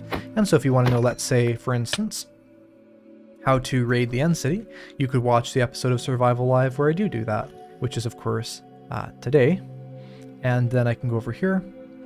I can actually fly over to this. I'm not going to use too many firework rockets on these, as sort of, you know, our most precious resource is, of course, the firework rockets, as there's just literally zero way of getting more of them any other way. So we're going to get that. That's weird how that bounced off. Actually, that totally should have hit it. There we go. One more. Okay, I'm just going to risky. We'll try and throw it like that. It opens up next. It looks like we're just breaking the shulker pellets there. Oh, just hit myself with an arrow. It takes some skill to do that. We'll go like this. And oh, come on, stupid thing. There we go. I think it's the stupid shulker pellets. If this one shulker kills me, that'll be ridiculous. So I'm probably just gonna take a minute here to eat and regenerate health, as of course that'd be just, yeah, a little bit silly if of course we had that happen. So we'll go over this. And someone said, how was my day today? Well, my day's been doing great, and it's been really nice to stream. Of course, we have defeated the Ender Dragon, which is awesome. Let's try and actually hit it this time.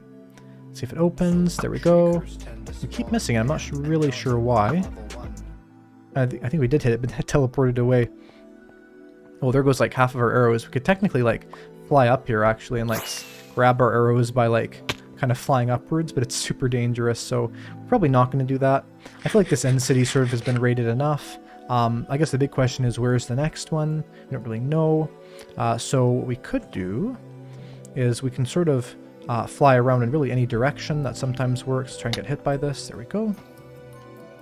But of course, you know, with exploring with end cities, unless you have a seed finder, which I'm not using on this series, then it can be kind of hard to know where the next one is. So maybe what we could do is, because we sort of just explored this randomly on foot, we could start kind of exploring around by flying. So we could go back to where our sort of spawn point is, where the end gateway is, and then from there we can kind of travel in a certain direction. So let's go down here with water, and of course use that for like a kind of special way of traveling around.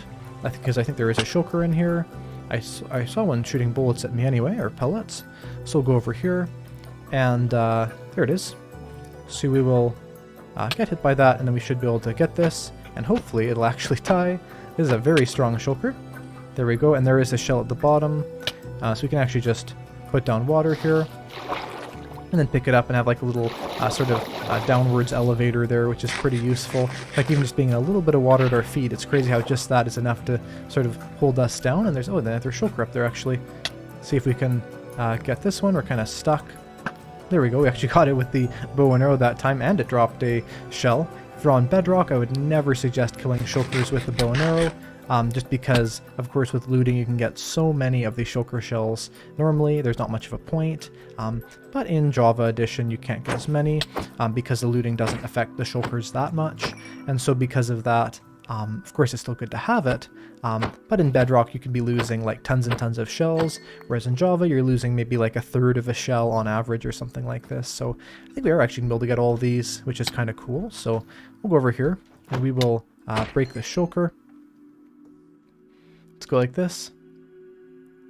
And someone said they love my videos, it really helped them get into their Minecraft worlds. Well, I'm really glad for that, and I definitely try and make my videos in a way that is sort of trying to show that the base aspects of the game are really quite fun. Now we have to be careful here, because we could very easily anger an Enderman, so it's really good to be aware of that, and of course to try and not anger them. Now we're going to go back to this end gateway, and from the end gateway we're going to sort of pick a direction and go with it. Obviously this direction leads us to where the main end island is. In fact, if we flew that way for, you know, maybe 900 blocks, we would probably end up right there. So this is south, this is west, this is north, east, south, so we're going to go straight south, I think. It doesn't really matter which direction we choose at the end of the day, but I think that going south is good just because when we do travel this way, we can know to go back north to go to our end gateway there. We're going to sort of see if we can find at least one more end city and do that. And as Mythic Mutations, the amazing artist who made my emote, said, let's see if we can get this stream to 500 likes, maybe even more. And oh my goodness, you have to leave a like for this. Look at the amount of end cities we just found. That's insane.